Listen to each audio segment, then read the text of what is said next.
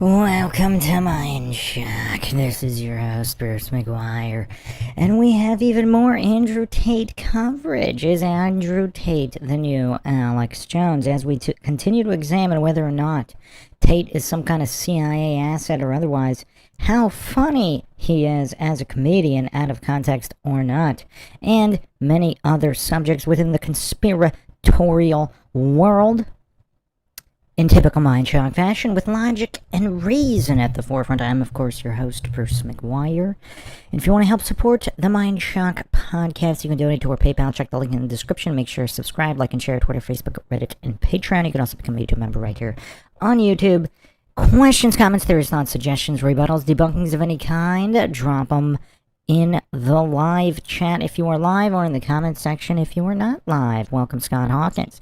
So, on our last live Q&A, most people do not believe Andrew Tate is as funny as Alex Jones. I am one of those people. I have Alex Jones ranked as #1, not just in terms of comedy, but across all aspects of thespianism. Alex Jones, I have ranked as the top thespian in the history of humanity. His range is unparalleled. Not even the great one, Steven Seagal, can compare, although we don't know Seagal's true skill set because Seagal hasn't tried to, he hasn't tried, we haven't seen him perform the level of diverse range that Jones has. Now, Tate himself also does not have the range of Alex Jones, but within his lane, within his shtick, I think Andrew Tate is up there. Within his lane, he is up there. To set the stage, we're actually going to start with the lulls before we get into the conspiracy, the spirituality, and why Tate got so popular in the first place, whether his rise was organic or not, and whether that is even relevant to him. Some could say single-handedly leading the charge in the fight against the New World Order in terms of influence, because Alex Jones, as popular as he is, especially with, the older crowd, there's not that many middle schoolers and high schoolers that are into Alex Jones. Some, yes, more than a few, but not a ton. Andrew Tate commands the attention of a large percentage of the young male populace of the entire world. Which, if you really stop and think about that for a second, Andrew Tate could potentially lead the charge to overthrow the New World Order if he is not an asset, or an asset gone rogue, as one of our MINDSHOCKers has suggested. I believe that was Jeff UNP. The astute Jeff UNP has suggested that he was an asset and he went rogue. That's actually one of my theories for Alex Jones, who may or may not have gone rogue in various fashions. And the response, what happened when Alex Jones was hit with the stitch up on the incident in Connecticut? Alex Jones said some words. He didn't kill anybody. He didn't rob anybody, potentially. But he didn't, as far as we know anyway. He's not even being charged with that. He was charged with saying some words online. And most of the anti-Alex Jones goofs, they don't even know exactly what he was charged with, because he never even denied the incident. And of course, there's a lot of physicists claiming all of reality is we're living in some kind of simulation, nothing is real. They're not getting arrested or sued for denying the existence of every event and everything, as if it's all some video game. So clearly, there was some kind of stitch-up attempt to make an example of Jones, and how did Jones react? He backtracked. How did Andrew Tate respond? We'll get to that in a second. But let's set the stage with the lulls. For those that haven't seen this, so I think most of these are out of context lulls. And let's see how funny, because Alex Jones out of context is also hilarious, obviously. But that has to be one of the metrics for greatest comedian, is what kind of what is the out of context comedic potential here?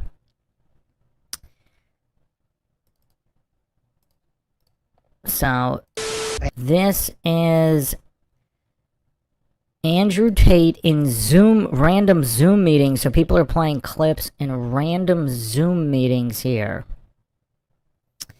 Fair use, obviously. And I asked questions like, He was trying to the idea that there is from God himself. And I asked questions like, I kind of didn't question the existence of God because the idea that there is a God, so I was asking more the question of, What was God trying to teach you when your boner didn't work? He was trying to teach you something. Watching Andrew Tate bring joy to geriatrics. I mean, he should do nursing homes, if like comedy routines at nursing homes. Look at the pure joy he's providing for these geriatrics. You think, oh, I just got scared. No! God sent you a lesson, and your dick didn't get hard. But you didn't pay any attention to it. Do you understand? Everything that's happened to you has been sent from God himself to guide you on a unique path. Everything good and everything bad. Man, she was really paying attention. She looked like an Andrew Tate fan right there. And the point of the unique path is that you end up a unique person. But you are failing! We're like, oh my goodness, we are 1 minute late.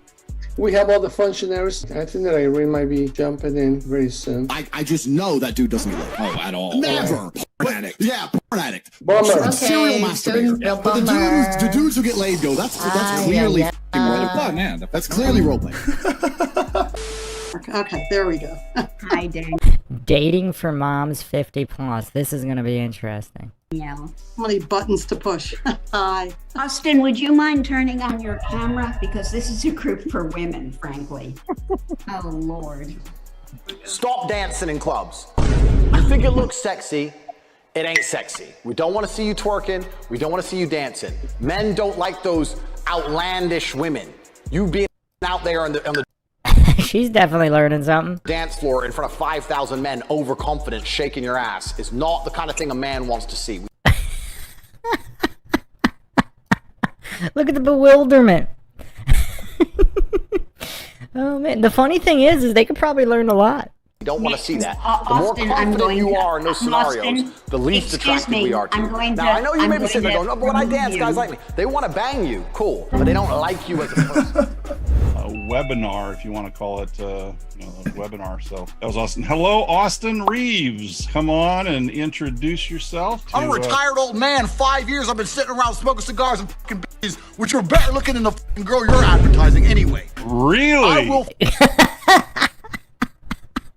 Oh man, so what's funny is like it's not even necessarily out of context, right? It's kind of on theme. Fight you any day of the fucking week. Let's do it. Don't worry about Conor McGregor. You are. Galloped for miles and miles until he came to a meadow and a creamer. Nothing is stopping me from becoming Batman. I have a Batcave. Okay. Yep. I have an Alfred. Okay. I have a Batmobile, a Bugatti. Yep. I can fight. Yep. Rich as You can afford body armor and all. Look at that. Everybody's mesmerized at Andrew Tate's storytelling abilities. Everyone is mesmerized, waiting with bated breath to see where this story arc is gonna go. The crap that all Batman the crap, needs, can buy it all. I'm charismatic. There is nothing stopping me putting on a suit and being Batman. Not pretending to be Batman. Actually, 100% being Stop Batman. being criminals. The only problem is, I ain't trying to f with anyone's business. I respect people out there trying to make a bit of money, dealing drugs. Is there I'm any gonna way go we beat can them get up. rid of that? And all you other people can't do that. You can't just go be Batman. You can be Batman. Sorry, I'll never be Batman. From one story to another, bro. So I love the dating question. Divorce class? Oh man. Are you not entertained? Our mission at NetSquire is to take the stigma out of divorce so that people feel comfortable leaving unhappy marriages. I also say, you're not... Do you suck on demand? Yes or no? Do you obey? This dude's out there every day working, and he comes home to hear bullshit from you. And then, you are the only female on earth he's allowed to have sex with. And when he wants sex, you don't want it. So he has to go through his life sexlessly because you're a frigid ass hoe? What is going on? And you're confused he cheated? I don't understand why. I understand why. Because you're a fucking piece of shit. Look after your man bear, maybe he won't cheat. That'll save the relationship. It is Doug's challenge An election? What is going on here? to see that this club enables its members to achieve their educational goals. I'm that guy. I'm the guy you leave in the desert to die, and 2 days later I pull up at your house in a Lambo, in a mink coat. Trying to get a nut. Now get on out here. Don't touch that coat. That's why I say to your bitch, don't touch that coat. Touch the dick. So we have some spamming going on as you can tell. Yo, Shorty was devastated.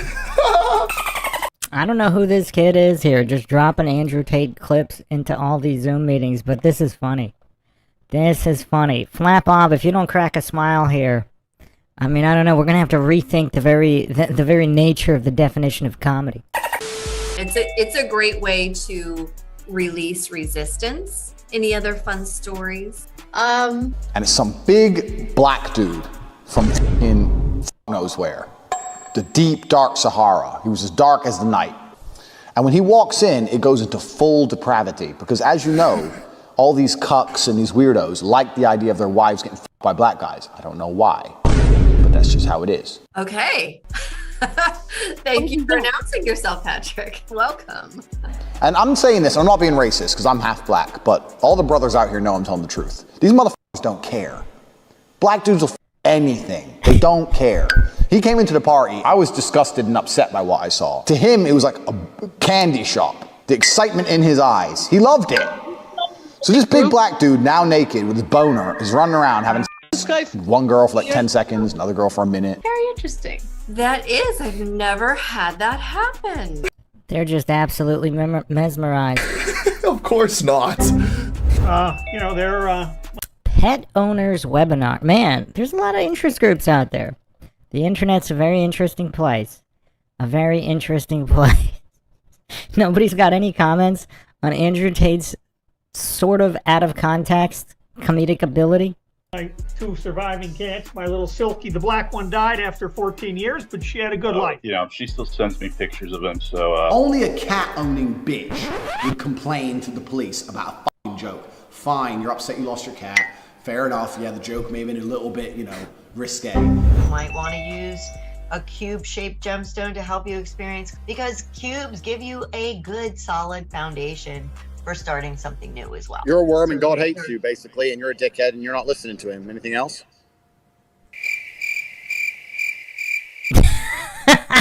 What? Did everyone hear that? You need to. I mean, is there anyone not entertained by Andrew Tate? Get rid of him if you can, because he showed up on another meetup that I was in. Bro, what? I haven't done this name once. Hello, Patrick. You know why God made your girl leave you? Why, Patrick, did God make our girls leave? Because he wanted to show you that you ain't shit. He wanted to show you that your little Twitch stream and the arrogance you've built with your stupid social media accounts controlled by the Matrix, and that your little dumb parties with Instagram hoes and whatever else you're doing means nothing, and that you're very replaceable. So he decided to make you fall in love with a girl, and he decided to make her leave you to show you that you are a dickhead. Now it is your job to look at the board, understand what's happened, say, I understand, God, I deserve that. Why are you trying to get rid of him? Clearly the guy's... Look how deep deep in contemplation this guy is by Andrew Tate's words. I'm glad she left me and I'm sad because I am a dickhead. And do something about it. Thank you, Mo. Thank you for that question. Wealth advisory. I mean, yeah, this isn't even really out of context, is it? This isn't even really out of context. Great question. Bitch, now, you don't have a Lambo. So why are you bragging that you've been in another man's Lambo? You're going to flex with someone else's stuff? Imagine a man doing that. Imagine a man going, hey, I've been in a Lamborghini. Yeah, you have a Lamborghini? No. We're going to get you off of there. That guy does. Beverly. You don't have a jet. You don't even have $1,000 in your bank account. You've never paid taxes. You don't have any money. Patrick. I mean, look how captivated everybody is. Is that why all these hosts are so desperate to get him off the stream? Because people are actually going to learn something. You're a brokey. Thank you. Yeah, Patrick is a Zoom bomber. I don't have a... Bomber? Lambo. And thank you for that, Patrick, because I just drive a regular Dodge van. We got a campsite. Travel club. This, again, none of this is really that out of context, is it? We're gonna go set up our... We might even have to argue Andrew Tate has spoken on more diverse topics than even Alex Jones, right? I mean, Alex Jones is pretty on topic most of the time. I mean, you know, there's sub-conspiratorial topics, but it's usually within the conspiratorial sphere. About a little window air conditioner. All of these situations are brokey situations. So I explain to people, the simple answer is don't be poor. I'm like, what do you mean? What do you mean, what do I mean? Why the f*** are you on a subway? Well, to get to work, because you're broke. Now, why would somebody do something like this? The world has now changed. Unless You they're can just no longer safely be a broker. But it is the risk 5, so maybe better. Yeah, I was gonna say, in all fairness, I think the mango pie has better specs. Hey, oh, that sounds fun. How the fuck are you gonna get rich if you're doing that shit? You ain't got time. What the heck? This is all about. You know what's crazy? If they didn't want to rush to remove him, like, they would actually all learn so much. Oh man, is anybody finding this funny, or is it just me? Dressing those self-esteem coach. You know what else is crazy? I think Andrew Tate would make a way better therapist than just about any therapist out there. I mean, say what you will about him, innocent, guilty, whatever. His capacity to help people with his breadth of knowledge, not just of psychology, but of almost every single field, and his ability to roast appropriately and accurately. Now, the only problem is, like, obviously, he doesn't care. I mean, it's weird. I don't know. If he actually cared about the person he was talking to, perhaps he would adjust his lack of tact, per se.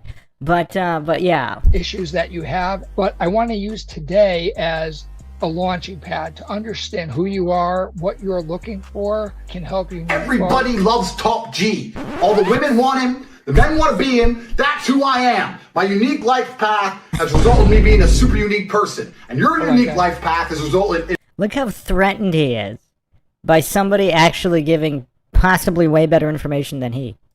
Nothing.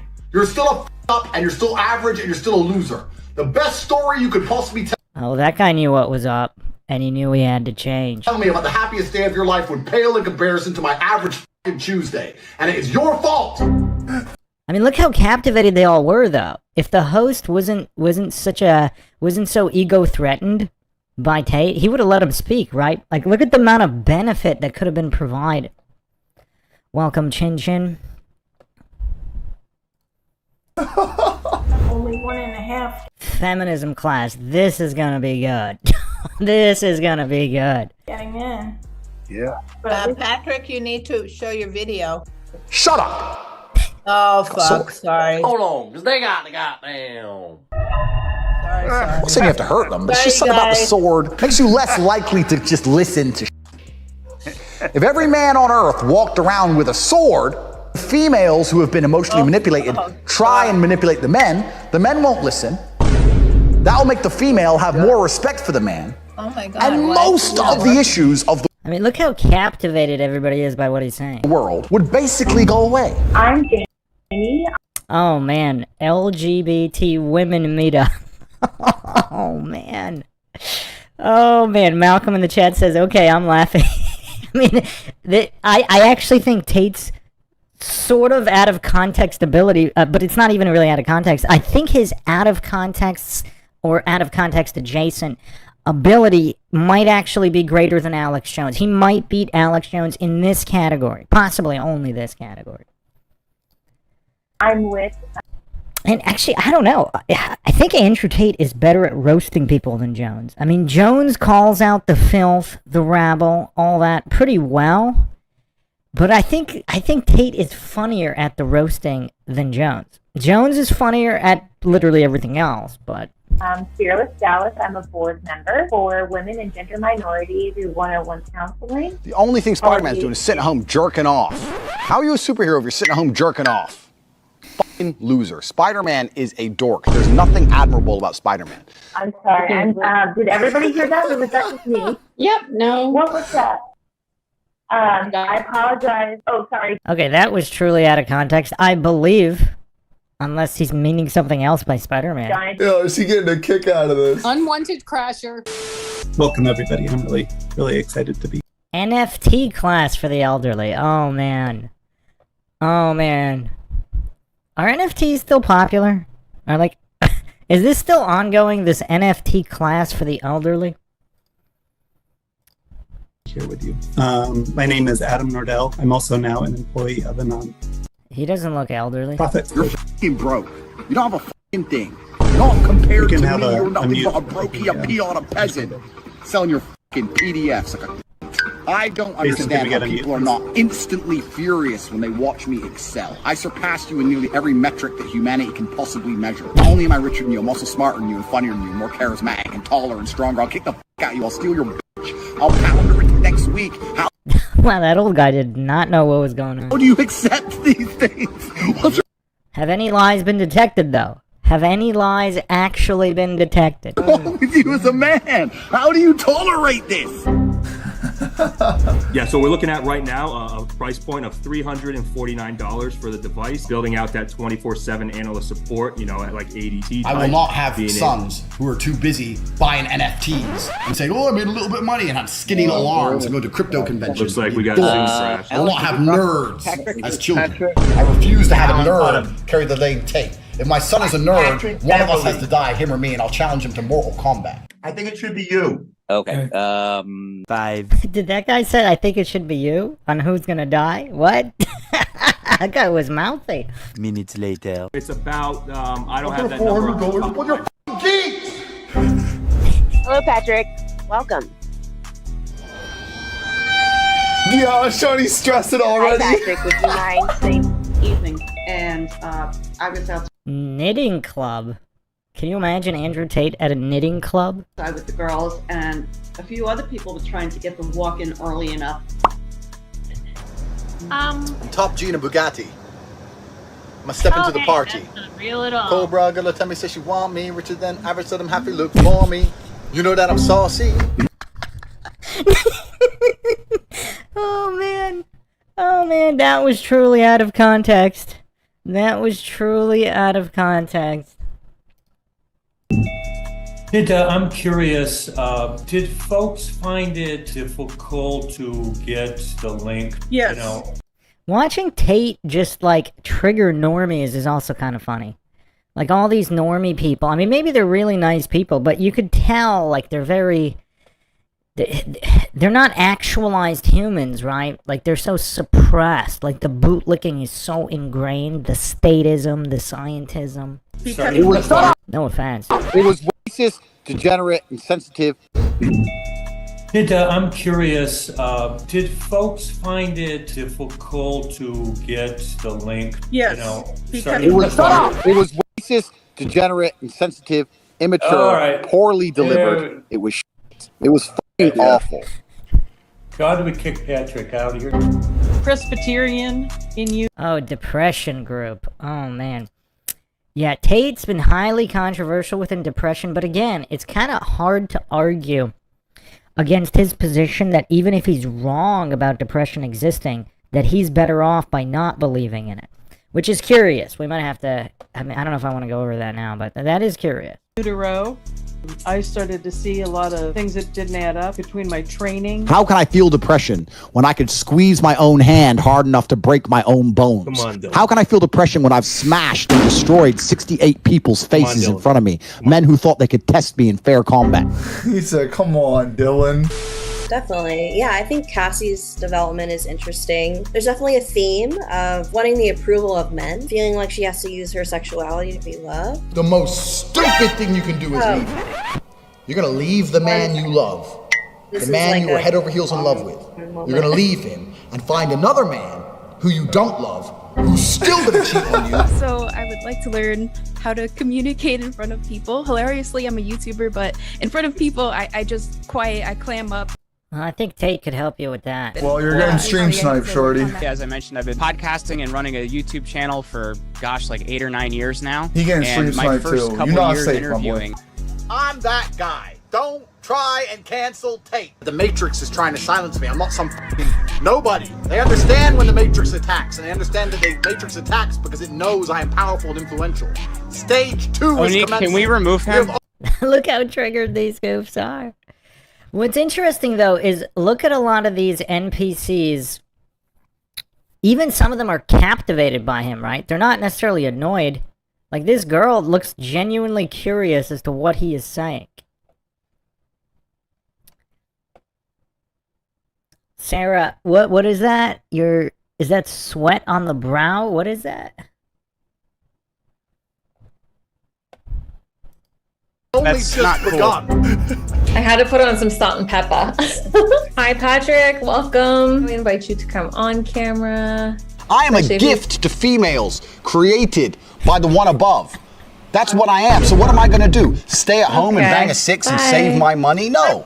I'm going to roll up, flexing, come through, bam, champagne, bang, yeah, supercar outside, yeah, yeah, okay, 5-star, boom, boom, boom. Because I'm a G.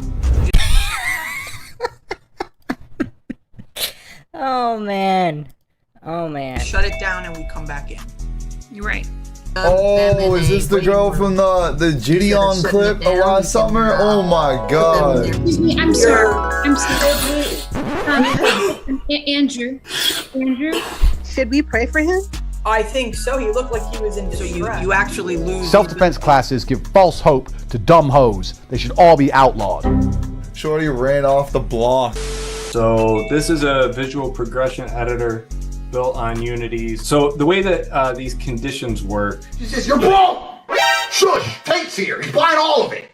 We don't f around with you asking your stupid questions about price. I don't know how much any of this shit costs. Remove. Run the car. Turn to idols, and Isaiah is very sarcastic. You use reading books God gave is a very you. cheap way to, And, I guess, entertain. I wouldn't call it entertainment because my brain is far too advanced. I'm too smart to read. I'm not gonna sit there and go, smart people read. No, I need action. I need constant chaos in my life to feel It looks like content. Susan's working driving. That dude was putting out Harry Potter spells, trying to get me out, bro. Most of us here in this meeting already know how to drive a car and how to park our cars properly. Wait, what? Like, how popular are all these, like, Zoom meetings? Tesla seminars? I never heard of any of this stuff. Like, how much is going on the internet? This is wild. And then after some time, we became confident that we could drive safely just by ourselves. You're not tough. You're not stronger than gas. How does that even make sense? That you're such a tough guy, you don't put gas in your own f***ing car? It's just gonna keep going because it's scared to stop? Don't want to piss that dude off. And there's a lot They wanted him out of there quick. Can't handle any anti-Tesla propaganda. of issues with cloud computing that How many Tesla classes are there on Zoom? Are there even that many Tesla owners? make it very good, but also very vulnerable in terms of the. But we use it Well, you're fucking geeks! Who the f drives a Tesla? There's no man alive in a Tesla I couldn't kick the living f out of. I will drag you from your Tesla by your neck in front of your bitch, and you won't do nothing. Fucking Shorty again. Oh my god, bro. This is the fastest I've ever seen old women move. This is psychotic. Hey, Patrick, can we see you? I'm muted. We hear you. Why do you believe what the doctors say? Do the doctors have your ankle? Whoa. I can tell you what a bunch of doctors have been saying these last 3 years, and that was all a lie. About me, about you, about everything. About this entire scandemic. Don't believe anything they say. Someone in the chat said W Tate, bro. Yeah. It has more. Non-binary vegans. Okay. That's a new one for me. How popular are non-binary... Is non-binary veganism taking over? Is this taking over the West? Worse than the Sahara, but otherwise. Oh my god, is that a camera? That was like 9 pixels. That's been our Jerry from past meetings that has not identified himself. Let's cut the bullshit. You've been hanging around too many vegans, too many vegetarians, too many pussy-ass men. That's why you've grown this stupid ass...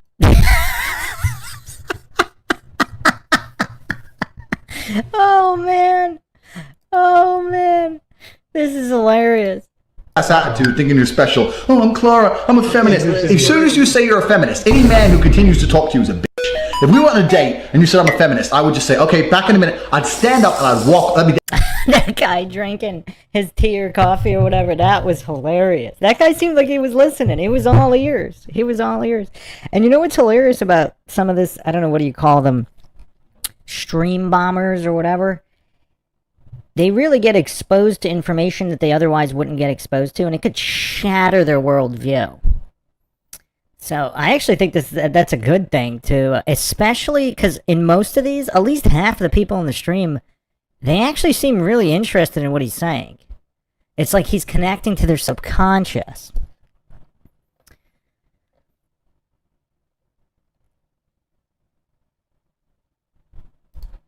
end of our conversation. We never talk again. That was a troll, so I was not quick on the draw to knock him out.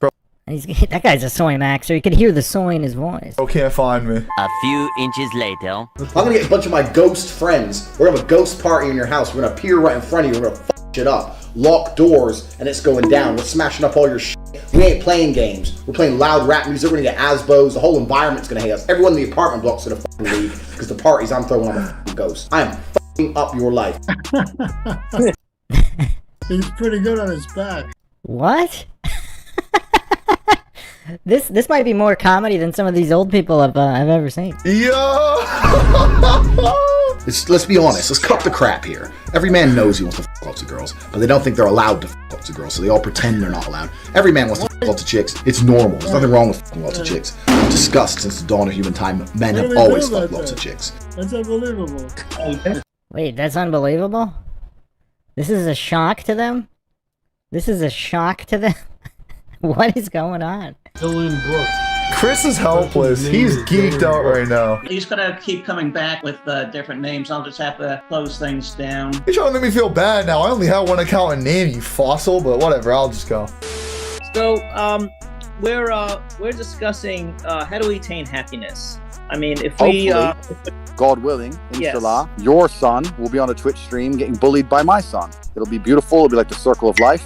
Oh, it's Because let's be honest, your son won't be able to say shit to my son. It's a Zoom bomber. Get out of here, Dylan. Get out of here. Get out of here, Dylan. Everyone's welcome to, to add. Yeah, but he's a Zoom bomber, Seth. Okay. Yeah, that guy, he's very misogynistic, man. Yeah. That's uncalled. Hey, Dylan, are you still there? You want to have a discussion? That would be He was misogynistic, talking about sons?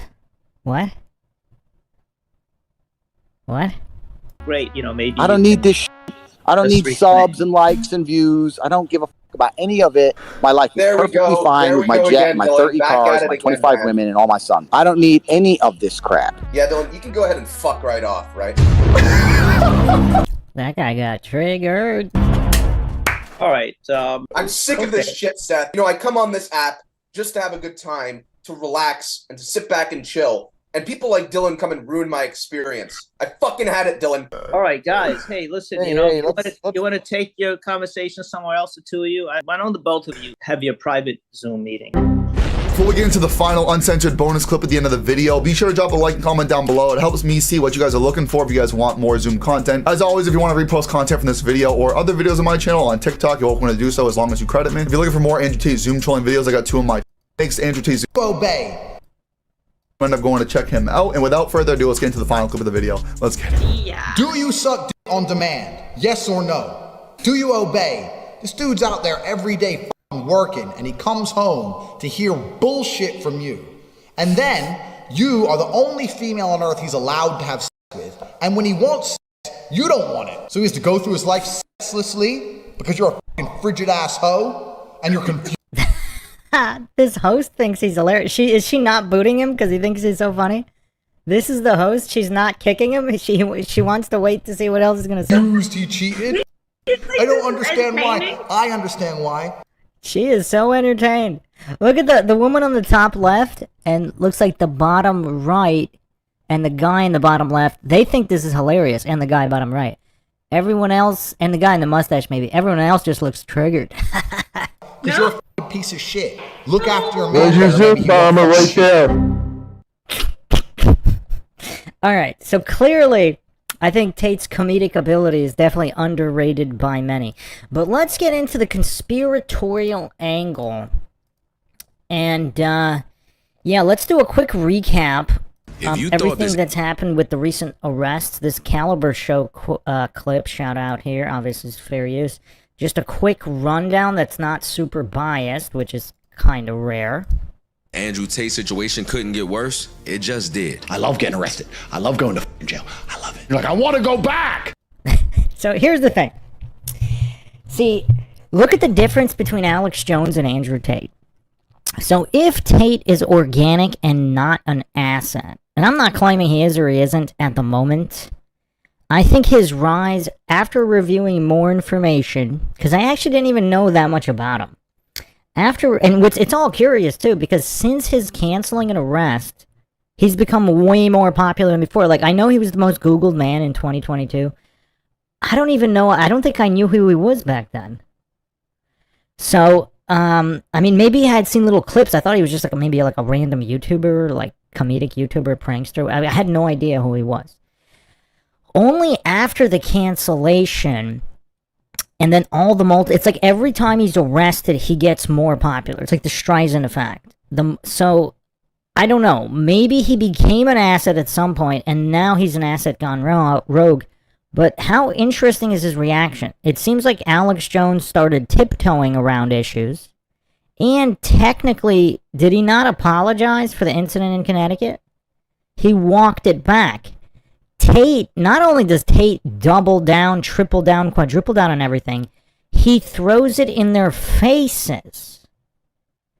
That's kind of interesting.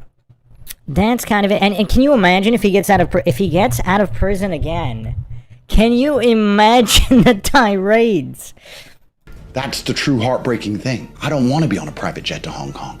I want to go to fucking jail. I want to go back to the jail cell. I have never even had a trial ever. And I've been begging my lawyers, get me to trial. We need to get Andrew Tate, Interpol. Bro, just fucking chill out. I'm in Beverly Hills. Come get me. Why does the UK want to lock me up? Because I'm seen as a symbol of resistance against their communism. That's why they hate me. Andrew Tate is held up as an example to young men, where racism and misogyny get the tacit support of people in power. Clearly they're afraid of this guy. Innocent or guilty. This is what the retard maxers, they're so mentally deficient, they can't even have a conversation regardless of it's innocent or guilt. Like, let's put that aside for a second, just to examine all these other variables. Are they going to try and get me? Probably. If I go to UK, will I ever get out? Probably not. Am I afraid of them? No.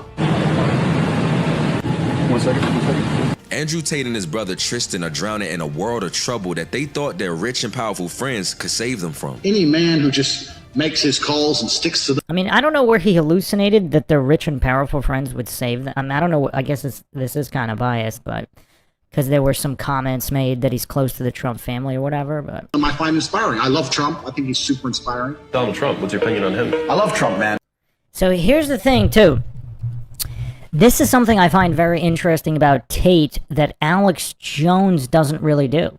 Does this mean Andrew Tate is smarter than Alex Jones? Maybe.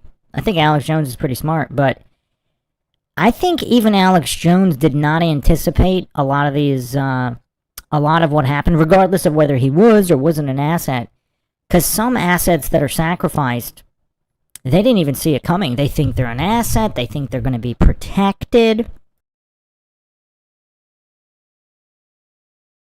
You know, kind of like Epstein. Like some of these scum, they think they're going to be protected. And then maybe they're not. Or maybe that's used as leverage for something else. It seems like Tate anticipated all of this, asset or not. Even if he's an asset, that doesn't mean that even assets, they don't necessarily tell them when they're gonna, put them out, hang them out to dry, or use them as a fall guy. It seems like he anticipated everything, and it seems like he knows who he's talking to. Because yes, he did support Trump, sort of, but he's also called out how all of government is a scam. So it's like he intentionally wants to appeal to a wider audience, so he's not necessarily going to say what he really thinks. So he does seem to appear to be playing like 3D, 4D, 5D chess. He's the best we could have ever hoped for. Well, I think Trump mattered because he was the last bastion of resistance to the shadow figures who truly run the world. I believe Trump was the last hope of a president who actually had. Well, I never intended on being an organized criminal. Everyone's afraid of us. And if anyone did piss us off at any point, even if we didn't want to fuck them up ourselves, we could make one phone call and they'd either be in a ditch or lose their any right to stay here. It's hilarious how the retard maxers like think he's being dead serious. It's just funny. It's just funny. Did YouTube take your comments down, Flat Bob? I see your last one. If you're a goofatorium soy boy, soy maxer, retard maxer, let's see if YouTube takes this comment down as well. Or they'd have some visa issue and get kicked out the country. We are basically as mafia as you can get. But now, it's backfiring. British authorities are seeking... What's backfiring? Their jokes that they admitted were jokes? The extradition of Andrew and Tristan Tate. 38 new charges. Fair use, obviously. Total of 59 in the UK. And very serious allegations, but you must accept that they're very serious. If you interrupt me again, sir. Andrew Tate predicted he would get past these charges. Posting on X, the Tates will be free. Trump is the president. Andrew Tate spotted inside Miami prison. He's doing a keto. No. I find it hard to believe that's actually a window. That is Andrew Tate right there. He's watching us record this video, and nobody's gonna... He was doing Aikido. Well, I believe the part about him doing Aikido in the cell, but... yeah, I don't think they have windows in those cells. Or if they do, they're definitely not transparent windows. They're going to be pretty opaque, so you wouldn't be able to see into them. Side note, I just want to thank everyone for helping us finally reach 100K subscribers as a powerful friend. Thank you later in the vid. But let's get back to the video. A congresswoman is seeking a probe into Tate's powerful friends who tried to help him get out of trouble, and she's calling for Donald Trump's son Barron Trump to come under investigation. But what does Barron have to do with anything? Andrew did make claims that they were close. And I'm very close to the Trump family. I know them well, and I spoke to Barron after the incident, and I look forward to once I... So this was 2 years ago. I am free, being Donald Trump. They say they're trying to find out if Trump's son Barron could have possibly used his political alliances to allegedly rig the system in Tate's favor. What do you mean rig the system? You mean unrig it? Because these guys are arrested, supposedly so again, just a quick recap for the goofs who are unaware. So the initial charges, actually let me bring it up right now.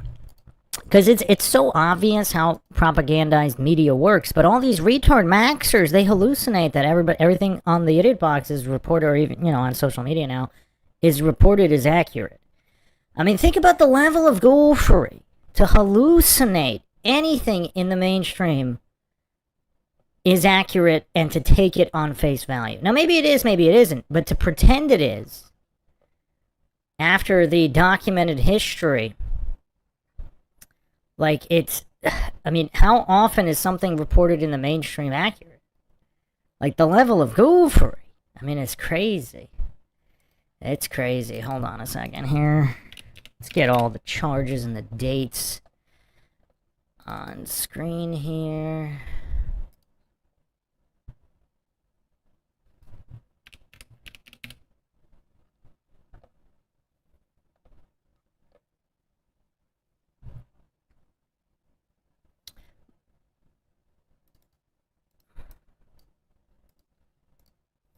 Okay, so here are all the charges.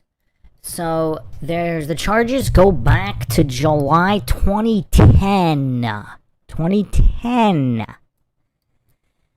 Okay, so they're in, and let's just go to let's do a recap of how long it takes to go to trial with cases where there actually are evidence.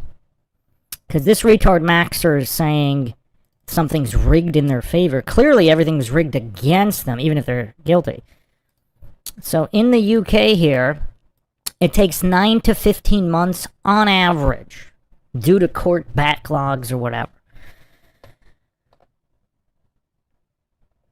So it says here, so complex trials can take several weeks up to multiple months. So A trial usually wraps in 1 day. It can run 2 to 3, 3 to 6 if they're not guilty. 3 to 6 months. So wait times from charge to trial is 9 to 15 months. 9 to 15 months. So the initial charge was 2010, and then the Tates lived in the UK for 6 years with no court proceedings. Does that mean there was no evidence? So the retard maxers hallucinating that the evidence is so solid. Oh, they're really going to get him this time. Like, what is new that the UK has, because these are old charges? So did someone hack their phones and devices and, you know, drop some kind of exploitative media or something of that nature? We don't know. So that's the UK. So they lived in the UK for 6 years after the initial charges, which may have just been supposedly on the Tate side. They claimed that 2 women, on their text messages, they said they were going to make up stories about the Tates or whatever for some kind of cash deal, payout, whatever, bribe, Me Too, etc. And apparently the investigators seized the Tate's phones and these girls' phones. So they found no evidence on the Tate side. If they did, you would think they would have continued the trial, right? I don't know. And they found text messages between the 2 alleged victims or whatever saying that they were going to make stuff up for money or whatever. So they declined to pursue a case at that point. And I wonder if there's a paper trail of all of this, like the copies of the text messages. That would be very interesting if there were. And so they just continue living free in the UK for 6 more years. And there may have been, so let's see here. So that's 2010. Okay, it doesn't say the date on the others, but there's a range here. I think most of the other dates are in Romania. So again, on average, 9 to 15 months from charge to trial. They lived 6 years, no trial. So now let's look at the average Romanian timeline, which is of course a bit longer. So in Romania, it could take 1 to 2 years to file. Then there's an indictment, a preliminary chamber, 60 days. And then the trial could be 6 months to 2 years. So the total proceedings would be 1 to 3 years potentially. So they were charged and indicted June 20th, 2023. And there's not even a trial date set. So you could argue if they actually set a trial date, it took longer, whatever. There's no trial date set. So there might not be a trial this year, there might not be a trial next year, there might not be, again, let's assume they were still in Romania and all of this. So they're just never going to go to trial in Romania? At which point are even the most devout, authority-worshipping cultist bootlickers denying the existence of government corruption? Again, this is regardless if they're innocent or guilty. Let's say they're guilty. Why would you not take them to trial? The retard maxers have to ask this question if they're being honest. And just real quick, let's look at how the corruption actually works.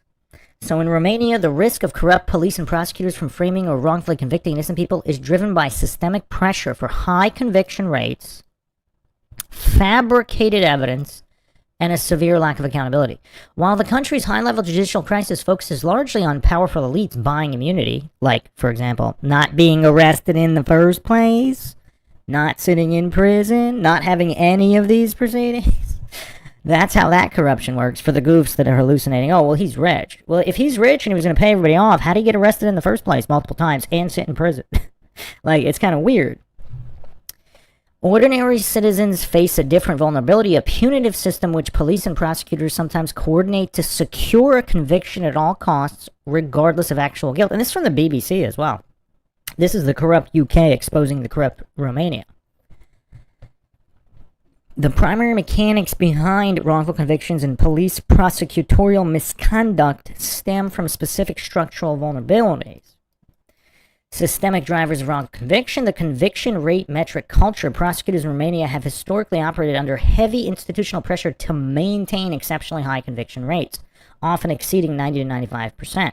This creates a dangerous incentive structure where protecting a professional track record can take precedence over discovering the truth. Once an individual is charged, prosecutors rarely drop the case, fearing career damage or internal disciplinary repercussions. And here's the thing, too. It's kind of similar in most countries, right? So they look stupid, right? Like, let's say they took the word of whatever. These women that alleged that they were being held against their will, while supposedly all of the Tate compound CCTV shows them coming and going freely over the course of days or weeks or whatever, however long they were there. And so they just believed them because, I mean, it sounds bad, right? And in Romania, there's a lot of human rights violations. So they, according to Romanian law, they don't need proper evidence for a warrant or whatever. They can arrest first and investigate after. There's no reasonable articulable suspicion in Romania. It's total human rights violations going on over there. So they probably just assumed they were guilty, right? There's these like super rich guys. There's a lot of trafficking in Romania, like all the retard maxers, like, you know, rich people, trafficking allegations, probably true. Like, who needs actual evidence, right? And so when they found that there was no evidence after the raid, well, now they look stupid. Now you're dealing with egos and corrupt people engaging in corrupt, because these corrupt prosecutors, like, they're corrupt in all these other cases. All of a sudden, they're going to grow a conscience, and all of a sudden, their ego is going to be able to take, oh, wait, we just took these girls' word for it. So what did they do? Did they manufacture other victims and coerce other people? Like, we went over this on the Tate extradition podcast. There's like 5 different women coming out on video. I think 2 of them were in front of a courthouse, talking about how the corrupt prosecutors are coercing them into saying they're victims when they're not. Why would they do this? Why would they even need to do this? If this was all organic and the victims were real and the statements were real, wouldn't there be a trial already? Like, what's the delay? If it was, but if they need to manufacture it and they have no case, obviously that explains the delay. Again, I'm not claiming anything is true or untrue. This is MINDSHOCK. Where the only thing we know for sure is that we know anything for sure. However, if the Tates are these incredible criminals, I, for one, would not be surprised if they're guilty of a ton of crimes. Simply, just not the ones they're being charged with. So, coercion, fabricated evidence, investigative journalists, human rights groups have documented instances where local police and prosecutors rely heavily on coerced confessions, yet somehow magically they wouldn't do it for a high-profile case to save their ego. Unverified police informants and flawed circumstantial evidence. In notorious miscarriages of justice, such as the case of Marcel Trundea, who spent 12 years in prison for murder DNA evidence led proof he did not commit, prosecutors actively omitted key exculpatory evidence and ignored alternative suspects to secure an easy conviction. Again, the Tates have all the CCTV, and they have it too. So if it doesn't show what supports the charges, like, they would look so stupid going to trial. So it would be in their best interest not to go to trial and to be proven corrupt and stupid, right? Now, if they're claiming there were people underage, for example, involved in all this, which would obviously be despicable and the lowest of the low, if that were true. So a lot of goofs point to this in the case file, what has been released. I don't think we went over this, but let's go over it, because it is relevant.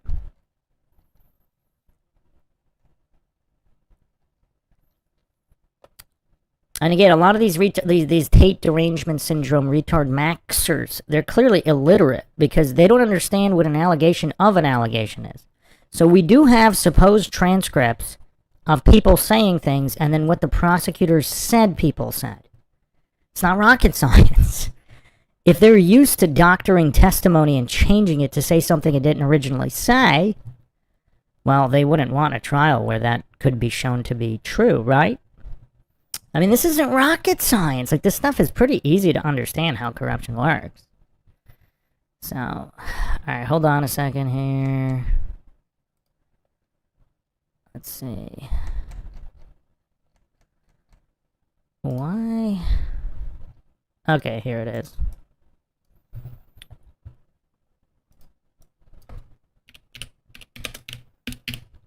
So again, we don't even know for sure, like, none of this has been verified. Supposedly this is from the case file. And so it hasn't been verified who's talking to who or whatever. This is supposedly the girl that was hit in the video that came out and said this was all consensual. Nobody knows how old she was. Supposedly she was 19 years old. No metadata has been provided.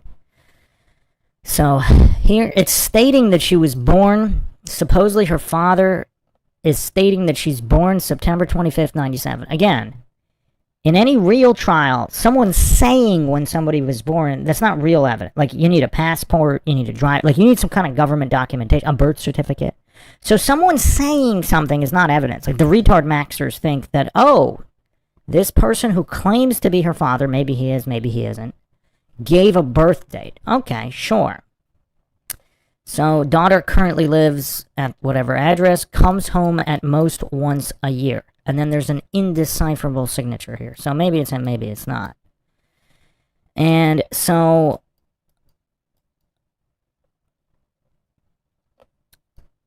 what do you know about your daughter's relationship with Andrew Tate? So regarding this, I can only say that it existed and it no longer exists. And again, we have a translator who may not even be certified to translate in English. That's what the Tates are alleging.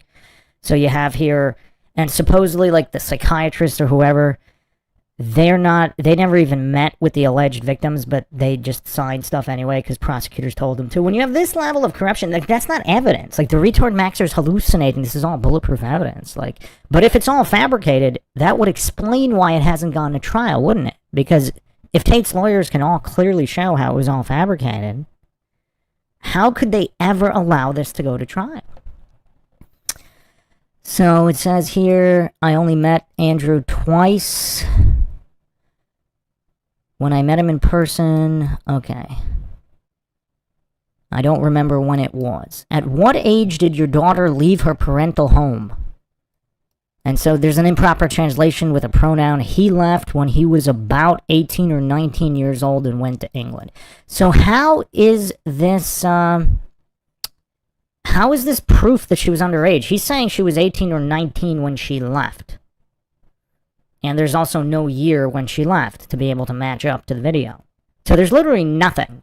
So this piece, let's say this is really her father, and let's say this is all accurate. So an 18 or 19-year-old adult leaving home and going to live somewhere else with whomever, how is this proof that she was underage? Like, the retard maxers that are alleging this is somehow proof, but whatever. Let's go back to how the corruption works here. The closed loop of judicial immunity. It is nearly impossible for an ordinary citizen to hold a corrupt police officer or prosecutor legally accountable for fabricating a case. Historically, police misconduct cases were handled exclusively by military courts, effectively shielding officers from civilian transparency. Today, specialized judicial oversight bodies are heavily politicized and are more frequently used to punish internal whistleblowers than to investigate corrupt investigators. So that's curious, because are they more likely to investigate? So people are afraid to expose the corruption. But here's the thing: the Tates actually have money. So now that they have money and resources, so they could actually show the corruption, and they could be corrupt themselves, right? Like, they could be paying off some of these prosecutors to give them like all these source materials. Like, was this fabricated? Like, how did you fabricate this? Like, who was this? I mean, they have to disclose all that anyway. Like, who's the psychiatrist? When was this meeting that they met with them? Oh, they said they met with them, but they didn't actually meet with them? Well, now, they're going to ask for that. The court can't provide it since it's all fabricated. How could they go to trial? Again, I'm not saying they're innocent, but, like, the goofs denying corruption, I mean, just this is quite a high level of goofery. This is quite high.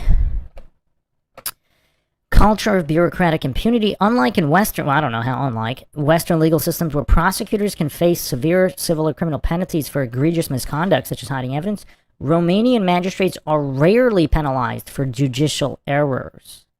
Even when the European Court of Human Rights rules that a trial was profoundly unfair or relied on corrupted evidence, the individual prosecutors and police officers involved almost never face personal liability or job loss. So if they're operating with impunity, like, they have no reason to admit that they fabricated all this, and they would look bad. Again, ego issues. So yeah, this goof this goof making this video, clearly not impartial, he's saying it's rigged in their favor?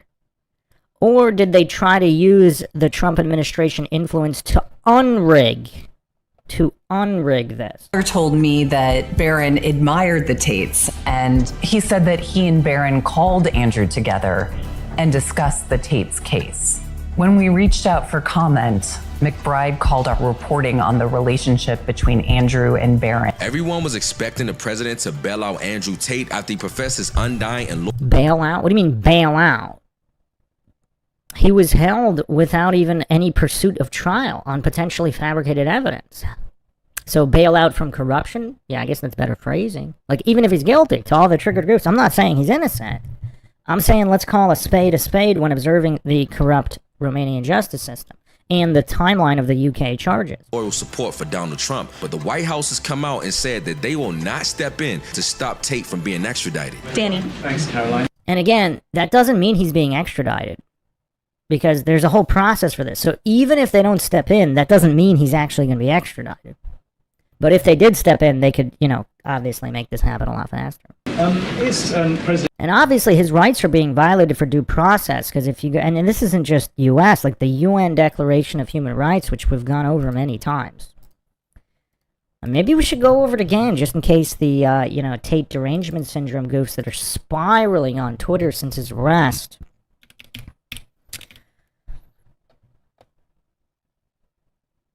They probably, like, they're so anti-human rights. Like, even if they're guilty, if you don't support human rights for the guilty for fair trials, how are the innocent supposed to get it? How are the innocent people supposed to get it?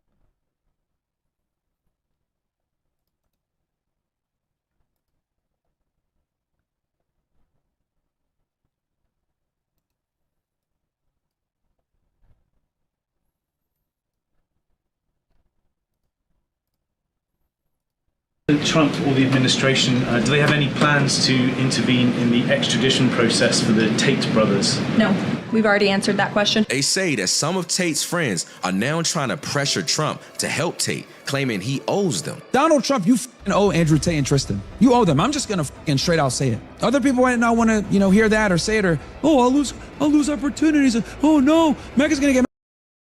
Myron's kind of funny. I think Myron is way more likely to be an asset. I mean, this former literal Fed who worked for the government in law enforcement, and was he Homeland Security or one of the agencies? He worked for one of the agencies, and he's I don't know if I'd call him a coincidence theorist, but he's not a conspiracy theorist.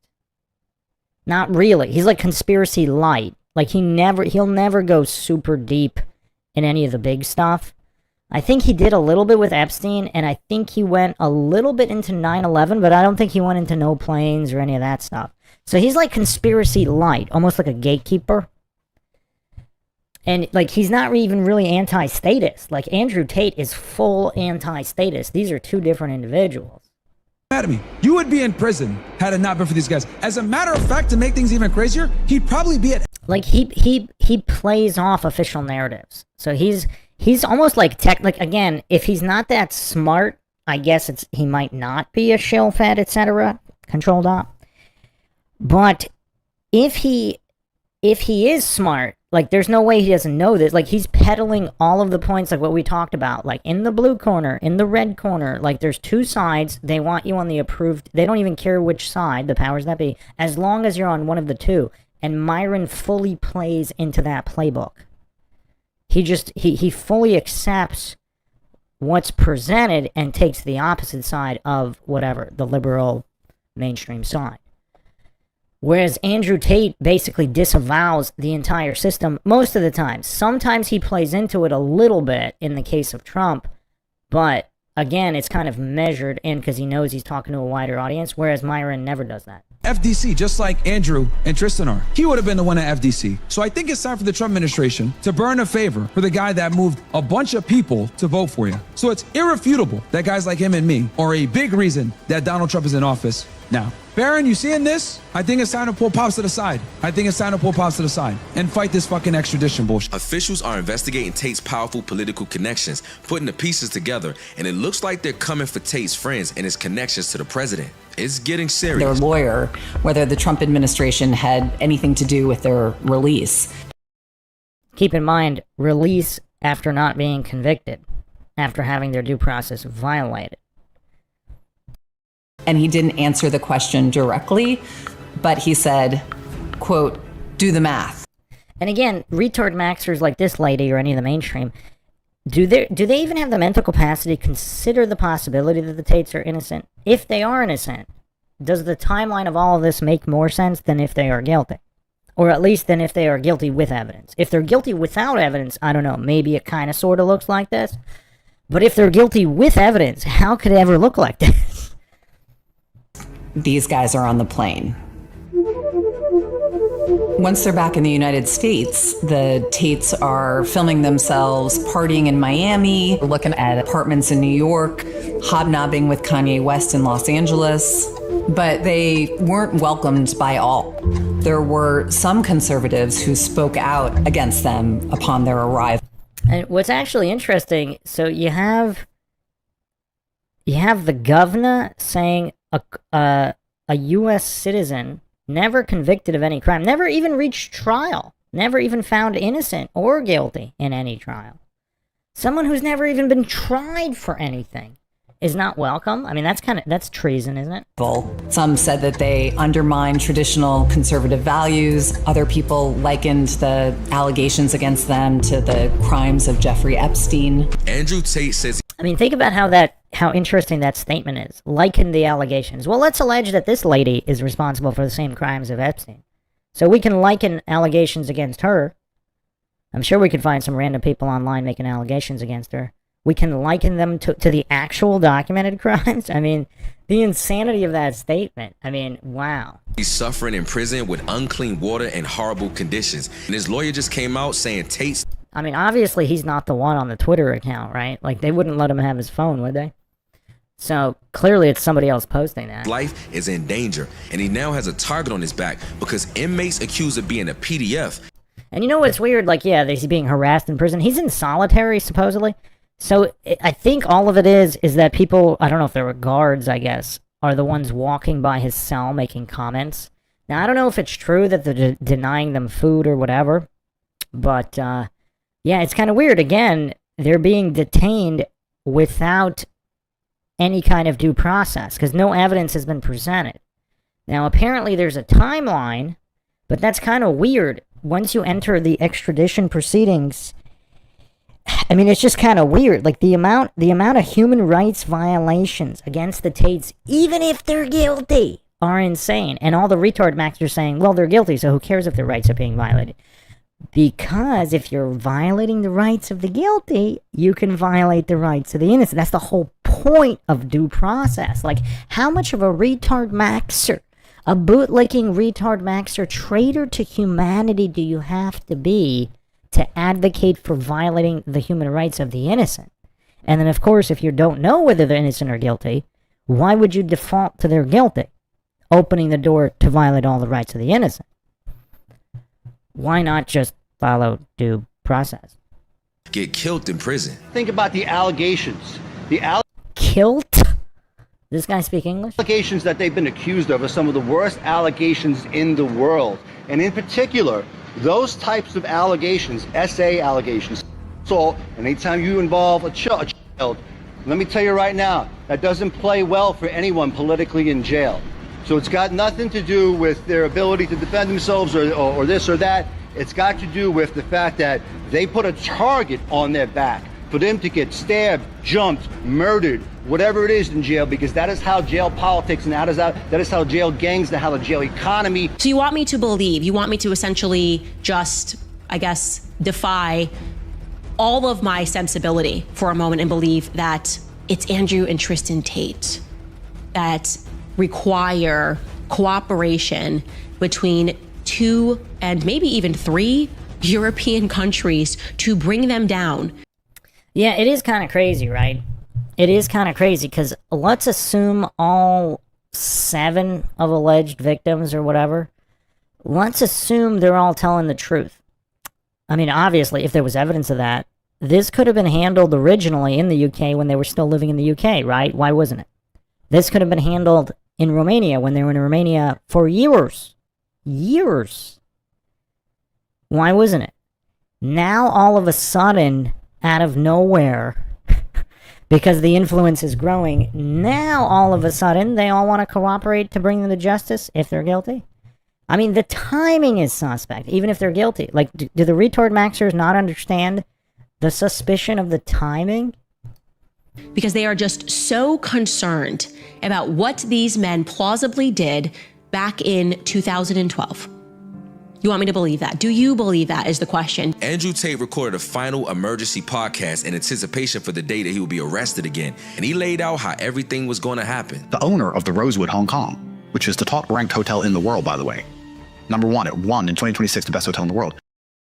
Also, I'm going to ask this question. How many people that were proven guilty after the fact, like irrefutably proven guilty, how many of them put out all these videos on how they were going to be framed up? Naming names. It's kind of interesting. Kind of interesting. The owner of the hotel is a friend of mine.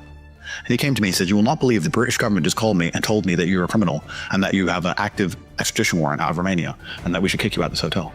I said, the British government has time to call hotels and try and make me... I mean, what does that do?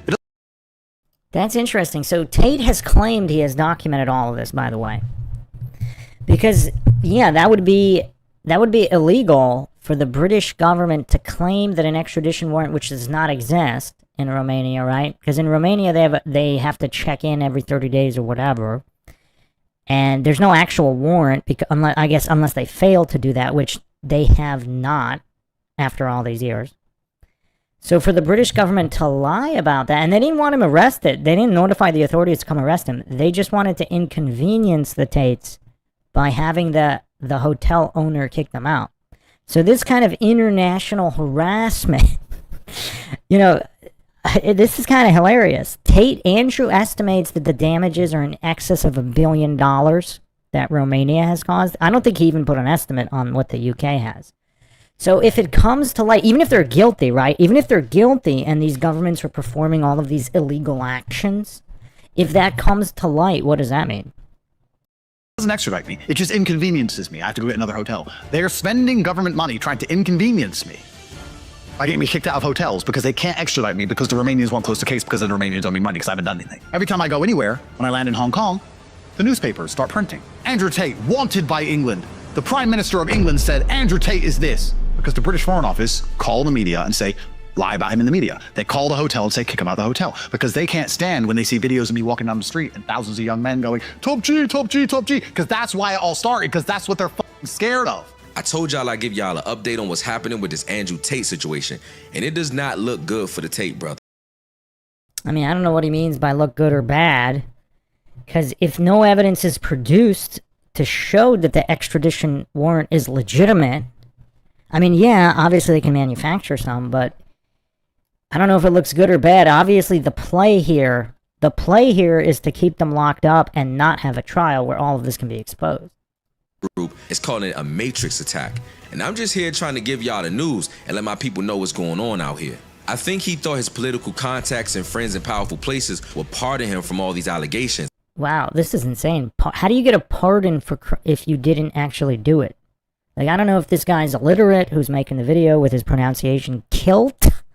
A kilt is a Scottish piece of clothing that men wear.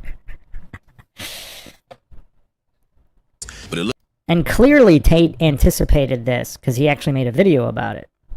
Looks like the crimes he's accused of is piling up so heavy that his political associates are backing off. Attorneys have been trying to get the Trump administration to weigh in. The brothers are...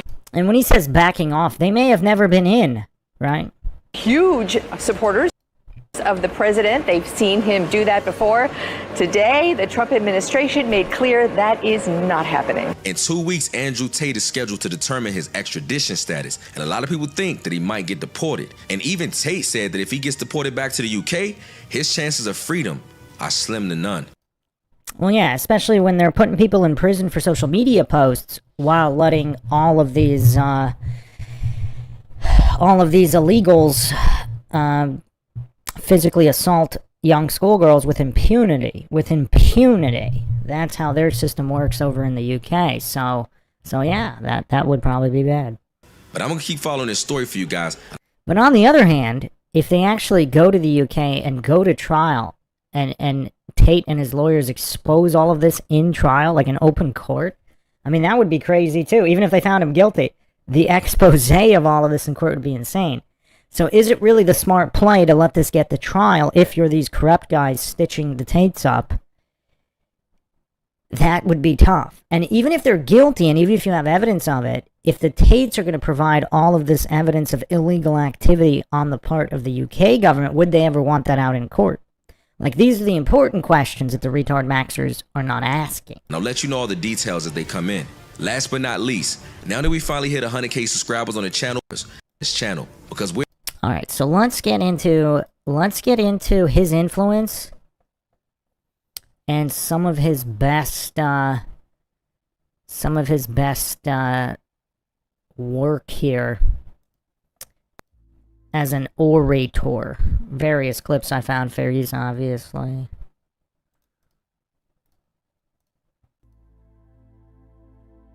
If you walk through the world, people will constantly tell you to not talk in a way which is full of conviction. People do not like you to be arrogant and have an ego. This is the worst thing ever. So yesterday we were talking about like the spiritual level, or the other day, between Tate and Seagal. So we've been comparing Andrew Tate, Steven Seagal, and Alex Jones, which is actually a big honor for Tate. He's not even 40 years old, and he's entered the conversation here. Let me tell you a fact, the number one facet of the G mindset.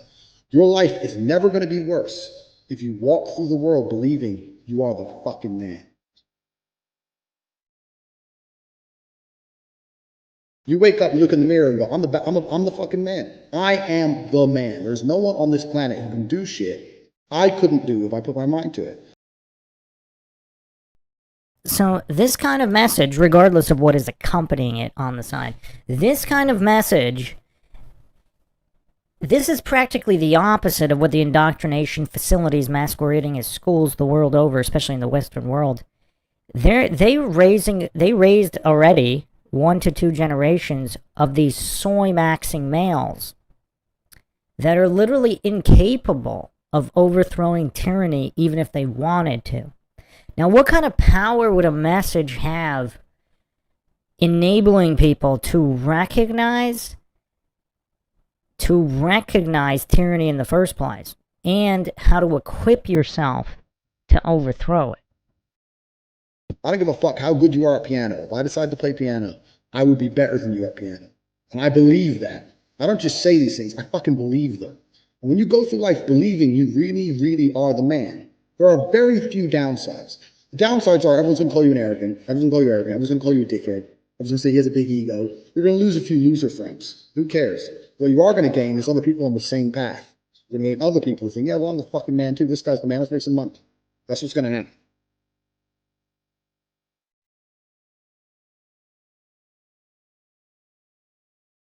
So the first thing you can do with the G mindset is you need to start believing you are the fucking man. Even if you're not the man yet, even before I was world champion, I knew I was going to be the man. So I don't give a fuck. And I was happy to say that to anybody. When people called me arrogant and stupid and deluded, I just sit there and look at them and say, yeah, fuck you. I'm going to be. First thing you have to believe you're the fucking man, you can achieve anything. And when I say that, I'm going to say that again. You have to believe you're the fucking man, and you have to believe you can achieve anything. I'm not saying you can achieve anything easily. I'm not saying it's not going to take a whole bunch of work. I'm not saying it's going to happen quickly. But you have to believe you can achieve anything. I'll tell you something now.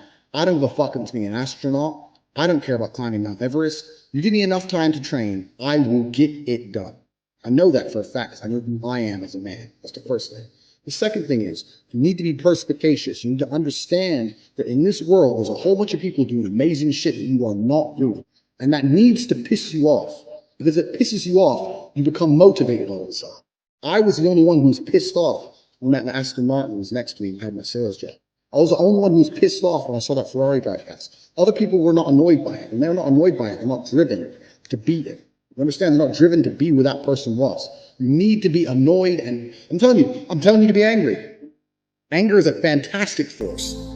Like I said, the world tells you not to be arrogant, tells you not to be angry. It's two things it tells you to do. Don't be arrogant, don't have an ego, and you don't have anger. You're a fucking man. You're a full-grown man. It's perfectly fine for you to be pissed off. It's perfectly fine for you to look around at your life, look at the girl you're fucking, look at the house you live in, look at the car you drive, and get pissed off and go, you know what, I want a hotter bitch. I want a fucking nicer house, and I want a faster car. There's nothing wrong if you take that anger and you... So let's really get into the materialistic aspect of this, because this is one of my main criticisms of Tate since I found out about him, is just the materialistic aspect of it. And part of it, yes, he's playing like a GTA Vice City character or whatever. Part of it is, I think he's smart enough to know, especially if he wants to take over the internet for, and you got multiple goals here, right? He wants to make a ton of money, add revenue, clicks, whatever.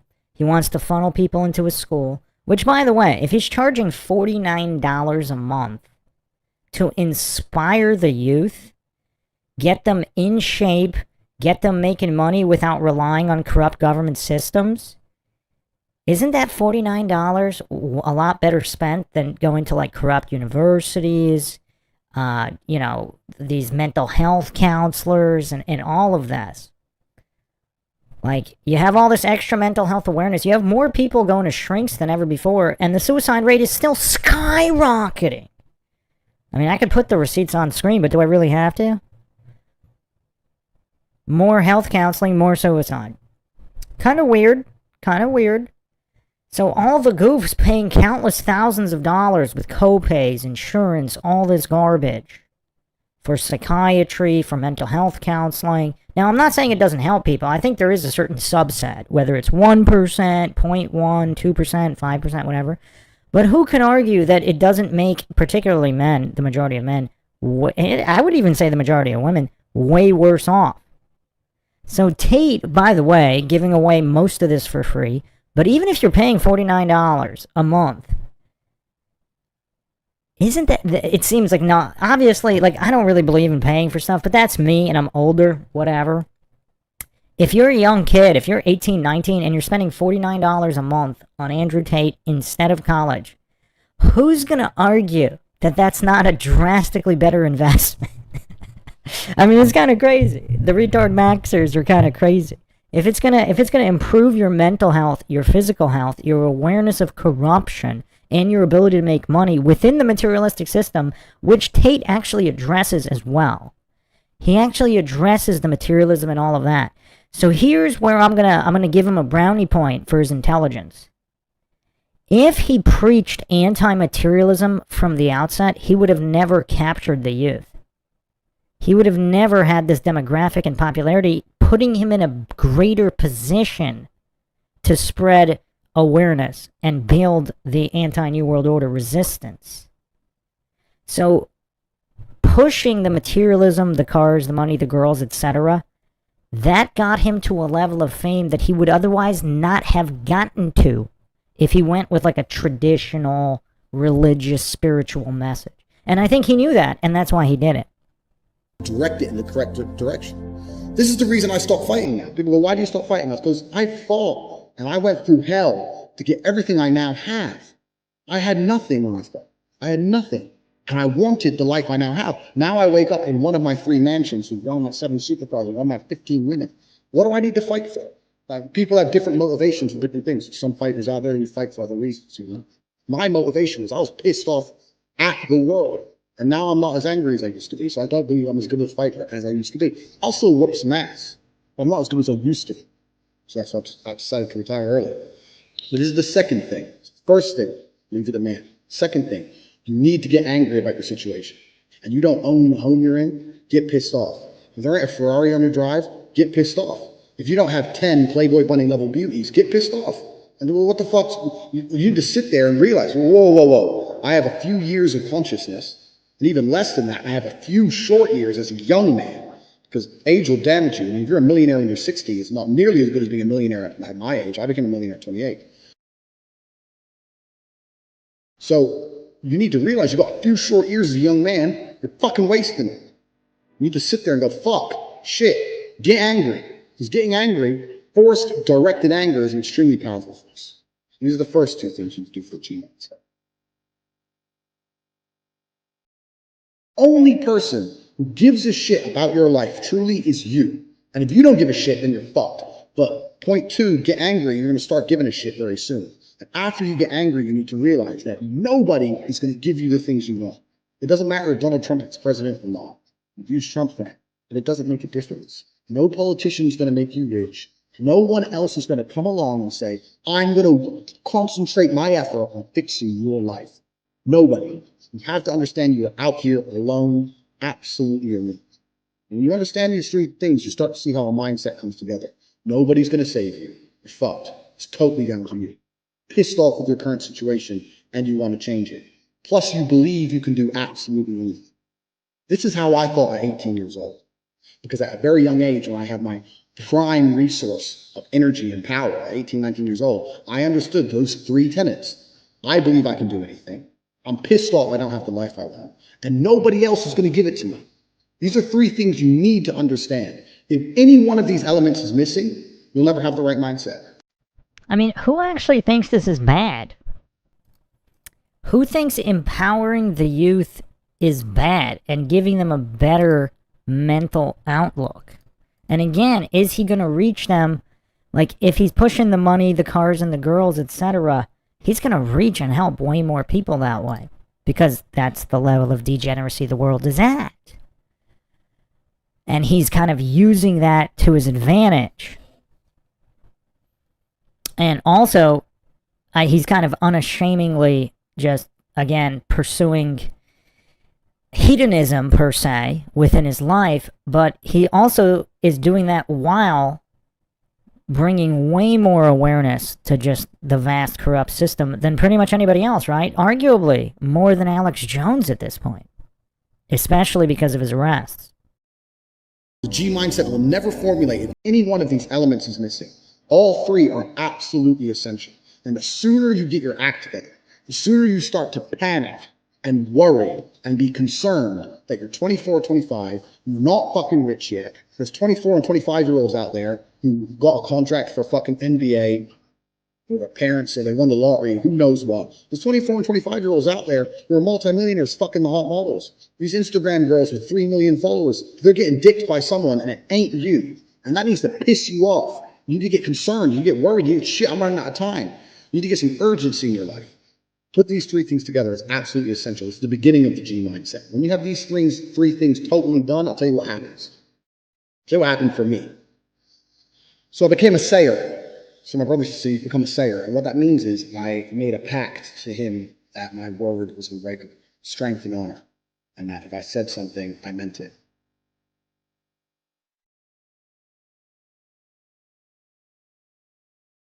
So if I woke up to my brother and said, I'm doing 1,000 press ups or I'm running 20 miles, I would do it. Because if I didn't do it, I'd feel like a dickhead. Because when you instill these mindsets, when your mindset changes, you start to be extremely accountable for yourself. No one's coming to save you. You're extremely accountable. So when you realize that your word is one of the few things you have on this planet, if you say things, you're going to start sticking to it. So then it becomes very easy to train. You say, I'm going to train every day this week. I'm going to train for 2 hours a day. As soon as you said it, it's basically done. If I say something, it's basically done. It's set in stone. If I say something, I'm going to do it. There's no way I'm going to say some words and speak them into existence on this planet. And then I'm going to be the kind of pussy who quits because it's too hard. If I say I'm going to do 10,000 push-ups, I'm going to do it. Because I'm the kind of person who sticks to the words he says. And this is another thing you understand with the G mindset. Be very, very specific with what you say. I mean, this guy's like a modern day Marcus Aurelius. Updated for the degenerate times in terms of his vocabulary and themes. Because if you instill your mindset correctly and you start to just say things, just start saying things. Then you hold yourself accountable. Say things you don't even think you want to do. Wake up and go up to your friend or your mom or whoever and say, you know what? I'm going to do 1,000 push-ups today. Say it to people. And they're going to say, no, you're not. So watch me. And then you have a choice. You're either going to succeed like a G or you're going to be a little pussy. And you're going to quit at 310 because it's hard. What kind of man are you? That's a decision you need to make. If you're the kind of man I was, I'd say shit and I'd fucking stick to it. My brother said, you become a sayer. I used to train with my brother. He'd say, let's do 500. So let's do 2,000. He'd say, well, you've said it now, so we have to do it. I was like, exactly. I said it now, so now we have to do it. There is no surrender. We have to do it. This is another facet of the G mindset. This is number 4. You gotta start saying shit, and your word has to be iron. The other thing that's interesting, I mean, in a modern age, obviously I've criticized social media, the internet, etc. But I've also said it can be used as a double-edged sword, right? You could use fire to fight, fire to fight fire, etc. So a lot of kids, young boys, whatever, I mean, a lot of women came out on social media, even young girls, younger girls, and how much Andrew Tate has helped them in just developing a positive mentality instead of just succumbing to the corrupt system, instead of just mentally checking out and existing, instead of striving he's helped them develop a mindset to strive to achieve potential. Like, even women are coming out on Twitter, saying all of this. So, but particularly young men, obviously it's more young men, boys and young men, the world over, they don't have, let's say they don't have an older brother or a father figure or any male relative, or if they do, they're just some kind of, beer guzzler sitting on the couch, or worse, somebody abusing them. But so now on the internet, they have Andrew Tate. They have this guy, and he's not the only one, obviously. You got David Goggins, you got Jocko. But Tate definitely, because he's like a GTA Vice City character, he has a certain aesthetic, both audio and visual aesthetic, that seems to be able to connect with the most amount of young boys and young men. Just because he just happens to hit all these variables and speak in this type of way that, because Jocko's sort of PC, right? Goggins is not really politically correct, but he doesn't even really engage in that stuff. He's very one-dimensional in pushing the physical aspect, whereas Andrew Tate is like a complete holistic approach to achieving things in life.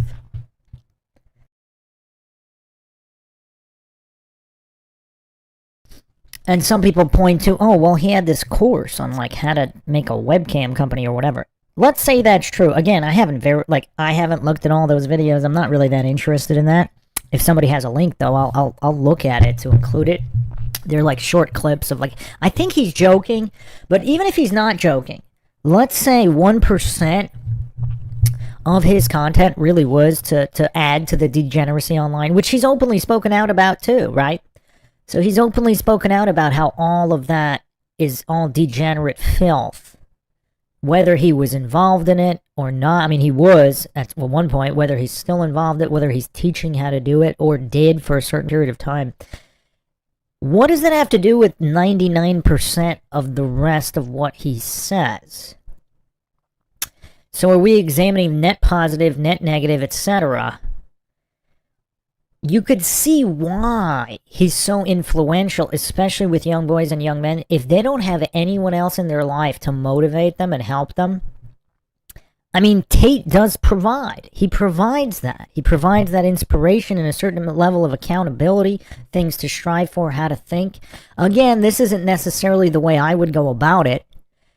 But he's like, but I'm also not a young boy right now.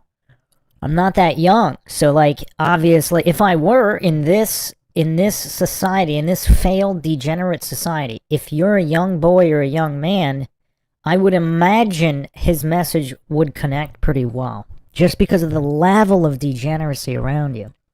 And there's just nothing inspirational. So he's providing it. Unbreakable.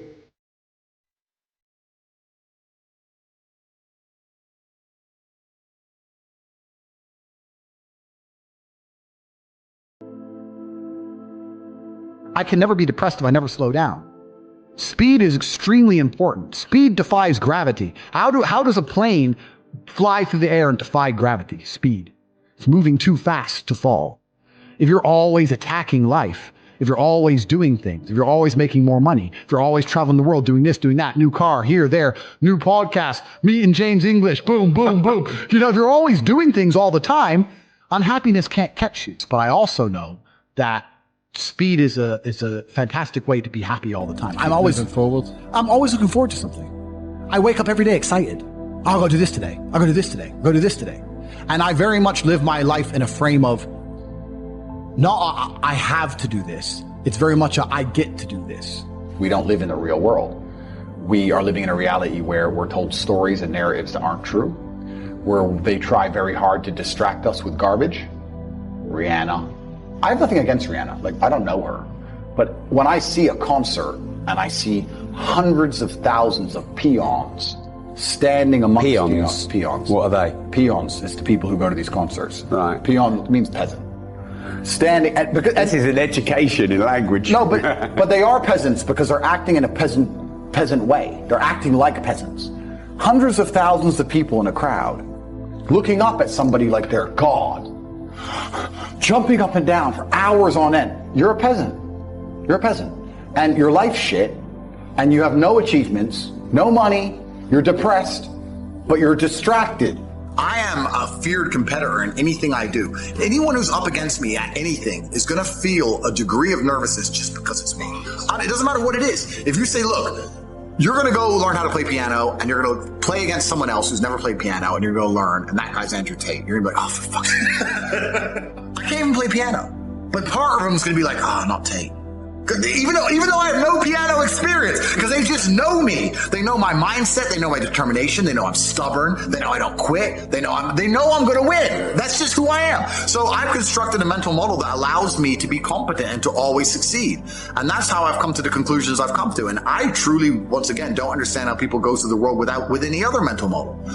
I get asked all the time, but what do you feel? Or what about happiness or depression? That doesn't even, how I feel doesn't cross my mind. I don't know how else to explain it. There are days where I'm pissed off or sad or happy. It doesn't cross my mind. It's just like, I woke up, whatever mood I happen to be in, I have things I need to do. It's a busy day. Zuby's here soon. I need to go training before he gets here. I had a meeting with the bank at 7:15 a.m. I have shit to do. Like, I didn't cross my mind if I was happy, sad, excited. I just had to work. There's very few things in this life we actually have any control over. Let me tell you the fact, the number one facet.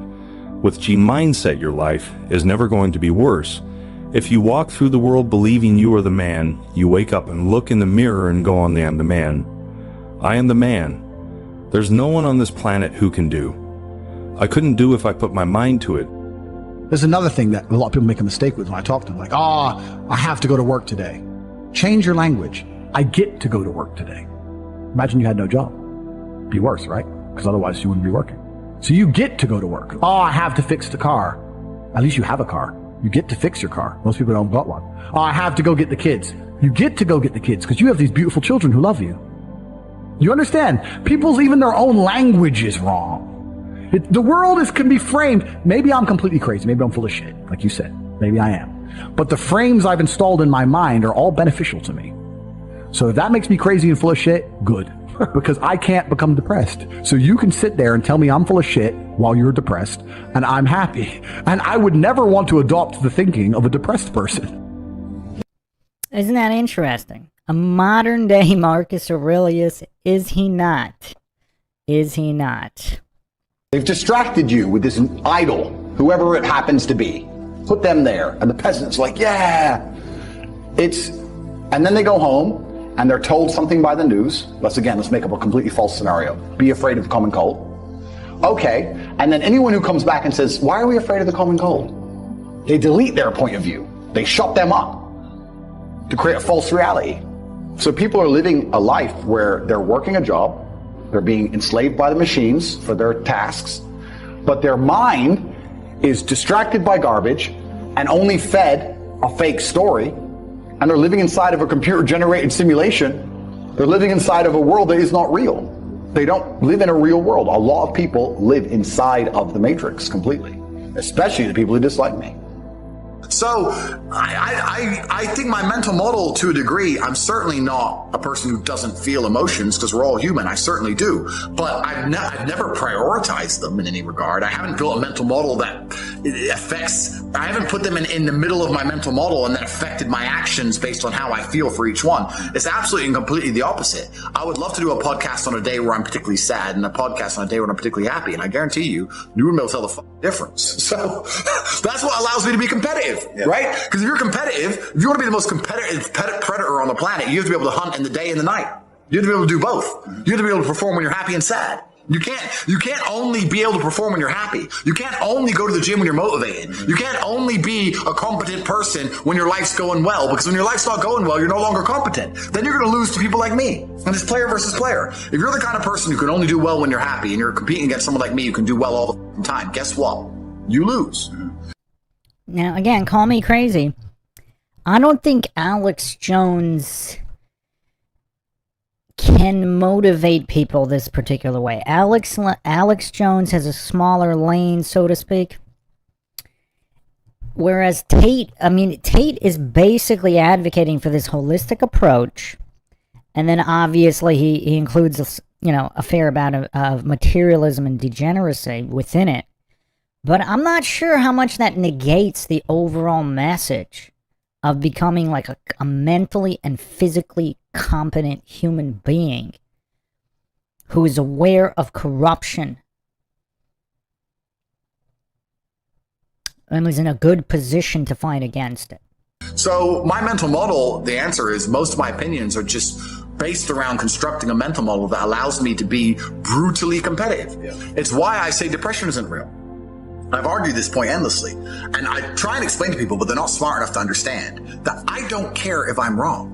I don't care. I get it. I am more competitive as an individual if I don't believe I can become depressed. So I don't give a fuck if I'm right or wrong, because no matter what bad happens to me in my life, even if, heaven forbid, the worst things on earth that could happen to me, I could never become clinically depressed, because I would never self-diagnose myself as clinically depressed, because I don't believe in it. I believe that I am currently sad, but I have work to do, and eventually I will feel better. People will shield laziness with anything. No one wants to admit they're lazy, so they'll shield it with disbelief. That's a scam. Or I don't work hard, I work smart. Bollocks. More cover. For just anything it takes to say, I don't want to work. Do you believe in that? Work smarter, not harder? I believe in both. Yeah. But there's a time when it comes to work smart. And I mean, this is real wisdom here. The difference between knowledge and wisdom, knowing when to apply what. I mean, Tate really is on another level here. Most people are trying to do the smart work before they do the hard work. It's kind of like talent, right? You don't notice if you're talented at something until all the hard work's done. Yep. I could be the most talented tennis player in the world, but I don't play tennis. So if I go down the tennis court, Joe Schmo's going to smoke me. I don't get to see my talent until I've worked so hard that I'm in the top 1%, and now I'm beating them because I have some God-given gift. Yeah. You understand? Yeah. You have to do the hard work first. If there's no hard work, there's no smart work. So someone's going to sit there and go, I work smart, I don't work hard, so I only have to work an hour a day. If working smart gets you a lot done in an hour a day, then you should work smart for 12 hours a day and get 12 times the work done. I will never get to a point of absolute desperation and kill myself, because I'm never going to get to a point of hopelessness, because I don't believe in the idea of hopelessness. You cannot try and make me adopt thinking that will reduce my competitiveness as an individual. So I don't give a if I'm wrong. I don't believe in it. That's it. End of story. So I don't believe in things that take power away from me. I don't believe in things that make me less competitive, and I don't adopt mental models that make me less competitive. Every single mental model I have are the most efficient ones I could find. So the mental model I found that if I adopt, I become a more fearsome predator. That's it. So this is how I've come to all of my conclusions as an individual.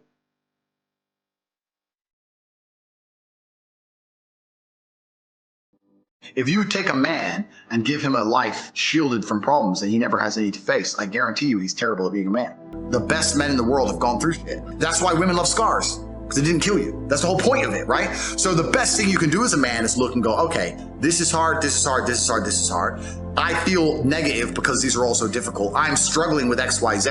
Let me internalize all of that and turn it into a superpower. Let me become genuinely uncomfortable with my situation in life and go and fix things. Because like I said, the universe is absolutely and utterly very giving. And if you truly hated being in the position you were in, you wouldn't be there very long. Every time I feel stressed or under pressure, I get excited. I hate to not be stressed. I wake up and I'm like, everything's good. Yes. Like, that's just how I am, right? It's how you look at the problems and how you use them to fuel you. So the question was, what's the problem for the average man today? What's the biggest problem? I think there's a whole host of problems. But what you have to do is frame it inside of your mind and understand that all of those problems are going to allow you, give you the fuel, the unlimited motivation that you need to become a successful and beautiful individual if you frame it in the right way. The biggest problem that men face isn't the problems themselves. It's just the way they've been taught to mentally frame issues. People think when bad things happen to them that somehow they're a victim to the universe and bad things only happen to me and this is so terrible. They don't understand that bad things happen to everybody, and the most successful person you know had all those, maybe even worse, at least the same bad things happened to them. They just framed it differently and used it. That's the difference. So I don't pray for an easy life. I pray for a life of difficulty that allows me to become a better and better person. I pray to become more competent to handle problems. I pray to put myself in a position where if the mass media machine attempts its very best to destroy my life, I can laugh and smile from my villa in Dubai. This is who I pray to become. I don't pray that nobody hurts me. I pray to be able to fight. So it's a different mentality. You know, what's curious too, like obviously being smart doesn't mean you're not a criminal. He could still be guilty of things. This could be a Conor McGregor situation as well. If he had a consenting adult partner who wanted some kind of rough encounter, romantic encounter, they wanted rough on a scale of 7 out of 10, and Andrew Tate went 7.5 out of 10, what does that mean? Like, how do you legislate that? It's tough. It's tough. Especially if there were drugs or alcohol involved. I think a lot of people build their mindsets around trying to feel good. People who want to ignore the idea of personal responsibility or self-accountability because they feel better if they pretend it's not a real thing. They feel better if they pretend everything's someone else's fault. A lot of people's mental model and how they view the world is based around them feeling as good as possible. So people are basing their mindsets around trying to feel good. I have always tried to base my mindset around absolute competence regardless of how I feel. And there are certainly disadvantages to that. There are times you're going to be a lot more pessimistic, or you're going to be a lot more stressed, or a lot more, pissed off about certain things than others. Yeah, that can be seen as a downside. But like I said, I use all of those things for unlimited motivation to propel my endless upward trajectory. But if you construct a mindset that allows you to be as competent as possible, as opposed to feel any different or feel better, then you're going to naturally come to the conclusions I've come to. You're as competent as possible if you believe you can affect absolutely everything about your life. You're as competent as possible if you believe absolutely everything that's happened to you, whether good or bad, is completely your fault. You're as competent as possible if you believe the bad things that happen to you are going to allow you to work harder and become even better. When bad things happen to me, the first thing out of my mouth is good. Good. Andrew, they took $10 million out of the bank because they canceled you. Good. Good. That's just my response. Good. Andrew, this happened. Good. Good, good. Now I'm really pissed. Good. This mindset I've constructed allows me to be as fearsome a competitor as possible. It allows me to be a feared opponent in any realm of human endeavor, and that's the point of a mindset. Why would you have a mental model or a mentality that made you anything less? In the ultra competitive world that we've just discussing that everybody wants the things you have, why would you absorb information or construct a mental model that doesn't allow you to be as competitive as possible? I am a feared competitor in anything I do. Anyone who's up against me at anything is going to feel a degree of nervousness just because it's me. It doesn't matter what it is. If you say, look, you're going to go learn how to play piano and you're going to play against someone else who's never played piano and you're going to learn, and that guy's Andrew Tate, you're going to be like, oh, for All right, let's look at one more video here. This one's a shorter one. Meaning and purpose for you, you won't really enjoy it. Yeah, I think a lot of people, in fact, the number one thing I hear from people who meet me in person is, I've had so many people meet me and they're like, you surprised me. I'm like, why? Like, you just work and you just sit on your phone or you just work on your laptop, and like they thought I'd be this crazy guy running around being crazy, and they realize I'm extremely restrained. Yeah. I'm very careful about everything I do. From the food. What's your routine like? Okay, so it's a good question. So I wake up, whatever time that happens to be. What time do you wake up? I have a problem sleeping. Okay. I'm not good at sleeping, but let's say I wake up around 9-ish, but I go to bed usually around 3, 4. Yeah. First thing I do is drink 2 liters of water.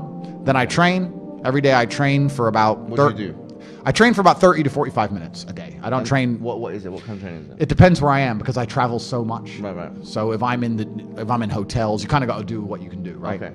So mainly it's weights now. I don't box as often because it's inconvenient. Like if I was training for a fight, it's different. Yeah. And I was sparring a couple of days ago. I still got the move. No one can hit me, so I'm still got it. Yeah. But yeah. So usually about 45 minutes, I tear through a bunch of weights. I just go as crazy as I can, get that out of the way. Yeah. Bunch of coffee. I'm a coffee addict, I guess. I don't know if that's still allowed. I hope so. Yeah, but okay, good. Because I love caffeine. I believe caffeine's a miracle drug. So I'll have 2 or 3 coffees, another 2 liters of water. I only eat dinner every day. I don't eat breakfast. I don't eat lunch. Yeah. And then from there, it's just completing tasks. I have something to do. I have a podcast with you to do, or I have somewhere to go, or I have to go.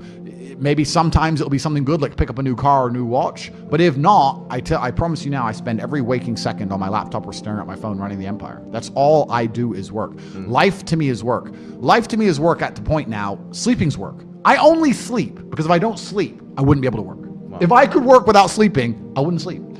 People look at my life and they, especially you're right, with the marketing, they see the cars, they see the boats, they see girls, etc. And they're like, oh, wow, he's living this crazy life. And then they get around me and realize that, yeah, we're on a boat. Yeah, there's hot girls. Yeah, it's a yacht. But I'm on my laptop and I'm working. That's it. That's all I want to do is run the empire because it gives me a sense of purpose. So it sounds boring to say, but all I do is work, my friend. That's it. Wow. That's it.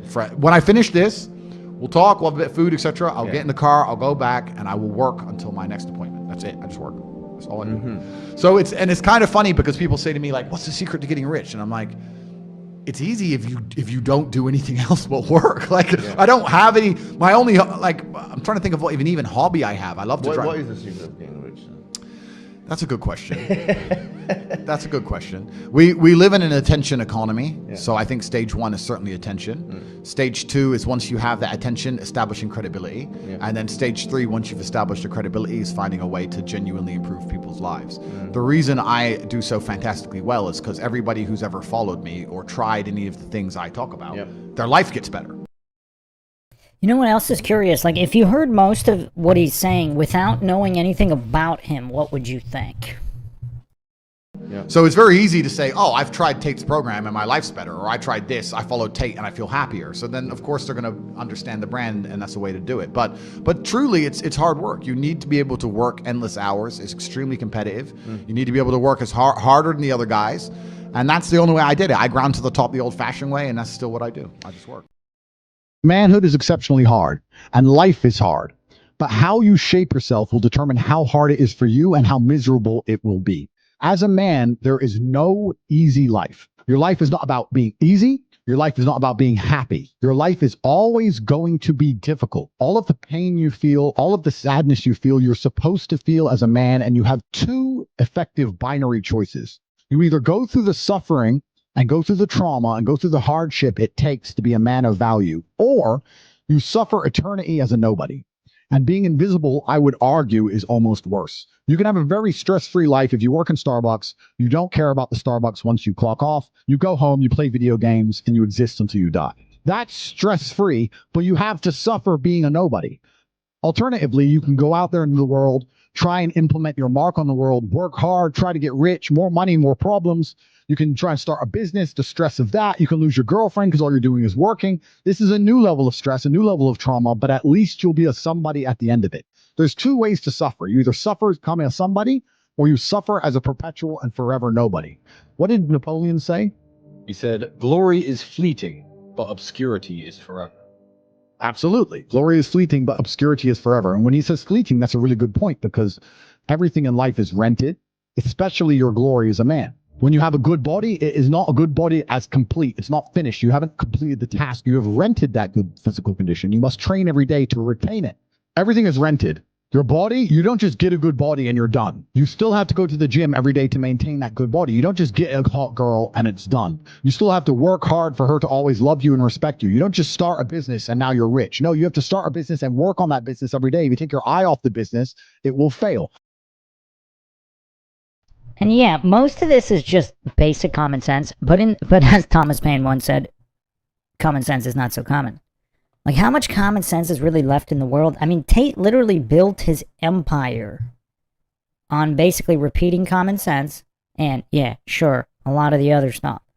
He did the webcam stuff. He was also like He sold TV advertising in UK. He was a car salesman. I think he even said he worked at a fish market once when he was still fighting. And obviously from fighting. So yeah, he's done a lot of stuff, but his main claim to fame, he did not become the most Googled man in the world because he ran a webcam business. He did so because of what he's saying, which is mostly common sense. Everything in life is rented. So when he says glory is fleeting, he's also absolutely not correct, because glory is fleeting and you have to constantly and endlessly work for it and make sure that you never stop. Otherwise, it will be taken from you. But obscurity is forever. If you never make a mark on the world, then you effectively never existed. And when you're gone, nobody will care. The reason our Father is discussed at length is because of who me and Tristan are. And the reason we will be discussed forever is because who our sons will become. And that's very important because you have a duty to your ancestors and you have a duty to God. So you must make a choice. And this is genuine choice for you people at home. Do you want to live in obscurity forever and be invisible and not matter and have an easier life? I would argue that it's not easier, because in your heart and in your soul, you're going to feel guilty knowing you could have been something you're not. Or do you want to try your absolute best and struggle and suffer every day of your life paying the rent for all of the amazing things around you? We pay endless rent. We pay rent for our bodies. We pay rent for our relationships. We pay rent to keep our kids. We pay rent to keep our business. We pay rent to keep our freedom. Every single day is work to pay the rent. It's absolutely never ending. And you have to make that choice. So if you have a pen and paper in front of you, you need to decide, do you want to be invisible with a lower rent bill, or do you want to be important and work hard and suffer to make sure that the rent is paid? It's a choice you must make, and it's binary, and you must be extremely dedicated towards the decision you finally make. Absolutely everything as a man is your responsibility. It's your responsibility to become your best and brightest version of yourself. And you're not going to do that simply by talking it into existence. You need to live it into existence. You need to go out there and do things which are genuinely difficult, genuinely stressful, which are genuinely scary, so you can become the man you want to be. So you have to take responsibility for these things, and you have to seek them and choose and find the correct difficulties for you to overcome, so you can build a character worth having. I believe that it's pain that teaches. I don't believe men especially can learn any way besides pain. We talk about learning a lesson the easy way or the hard way, and I'll tell you something. We've all been offered chances to learn a lesson the easy way our entire lives. And guess what? We didn't learn anything, and we kept doing it. It's natural, intrinsic inside of men. You'll see a man drive a car too fast and almost crash 100 times, and he won't learn his lesson until he's crashed that car. We only learn things the hard way. It's only pain that can teach a man. Every single time something bad happens to me, that's how I see it. I see it as God teaching me to make me more wise, more formidable, a more capable opponent. And that's how you have to approach life. Every single hero in every single movie goes through adversity. There's never been a hero movie where all he does is win. No, to be a hero, you have to suffer. If you're suffering in some degree, even if you're a normal guy with a normal job and you're suffering at your job, or you're heartbroken because your girl left you. I mean, it is kind of interesting. Like, he's kind of repeating a lot of Buddhist and Taoist concepts as well, in addition to the Marcus Aurelius type wisdom. Or whatever. If you're suffering, that's part of your hero's journey. There is no hero's journey without suffering. If you have an easy life the whole way through, you never get to be a hero. That's the whole point of being a man, is that you're supposed to suffer. You're supposed to eat pain for breakfast. You're supposed to come and grow into a better version of yourself. That's exactly what life's supposed to be about as a man. If you want to be a superhero in life, you need to understand that for 80% of the movie, you're going to suffer. For 80% of the movie, you're going to lose. Watch any superhero movie. For 80% of the movie, it is nothing but pain and frustration and difficulty. And when your life is that way, you have a chance to grow into something fantastic, and you should thank God for every difficult thing he puts in your path. Think about a superhero movie. A man is unfairly imprisoned in a Romanian jail cell and trained so hard he emerges stronger than ever before. That is a movie. You get to live a movie as a man if all you had was some balls. We are living movie scripts. Why? Because we have bravery. Most men sit there and wonder why they're depressed, because you don't get to live a movie. You're not the main character of anything. You're not even a secondary character in anyone else's movie. You're an unimportant nobody because you were afraid your entire life. You lived like a coward your whole life. You were afraid of what might happen if you have some balls. Again, I mean, as interesting as Alex Jones is, can he motivate the masses the same way Tate can? And then you wonder why you're depressed. I'd be depressed if I was you. Of course, your life sucks. I'd rather go to jail as me than live free as you. Wow. Wow. Just the non-stop roasting. But have any lies been detected so far? Have any lies been detected so far? Because when you're free, you've lived like a coward your whole life. You were afraid of what might happen if you have some balls. And then you wonder why you're depressed. I'd be depressed if I was you. Of course, your life sucks. I'd rather go to jail as me than live free as you. Because when you're free, you can't even do anything. You can't go where you want, you're broke. You can't have sex, girls don't want you. You can't speak because no one listens. So what are you free to do? You're more in jail than I ever was. Wow. That's just savagery. System does not make rules for the good of you.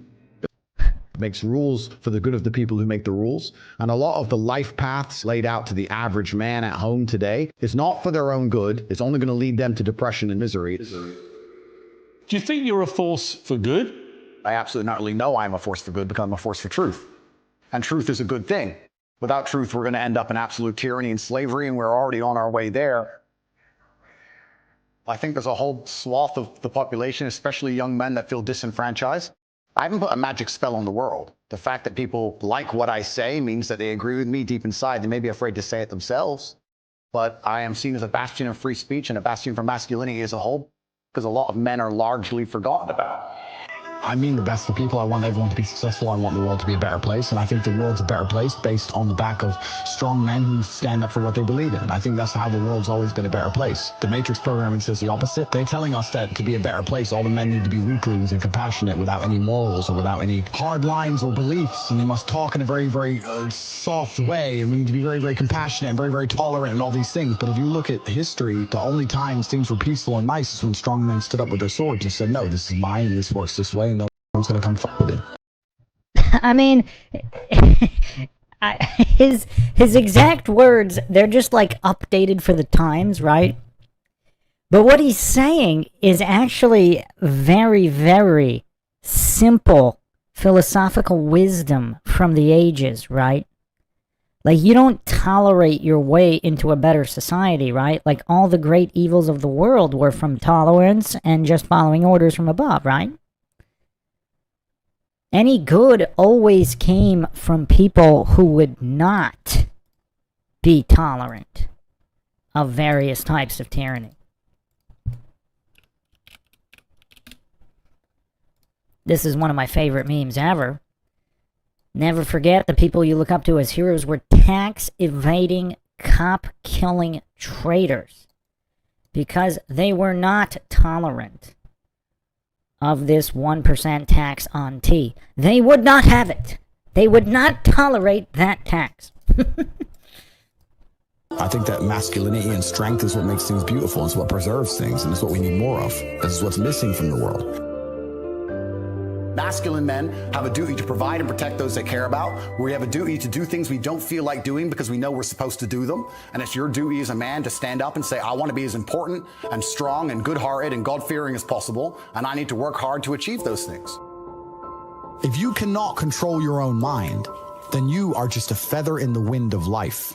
Because your own mind is the only thing you can control. You can't control the weather.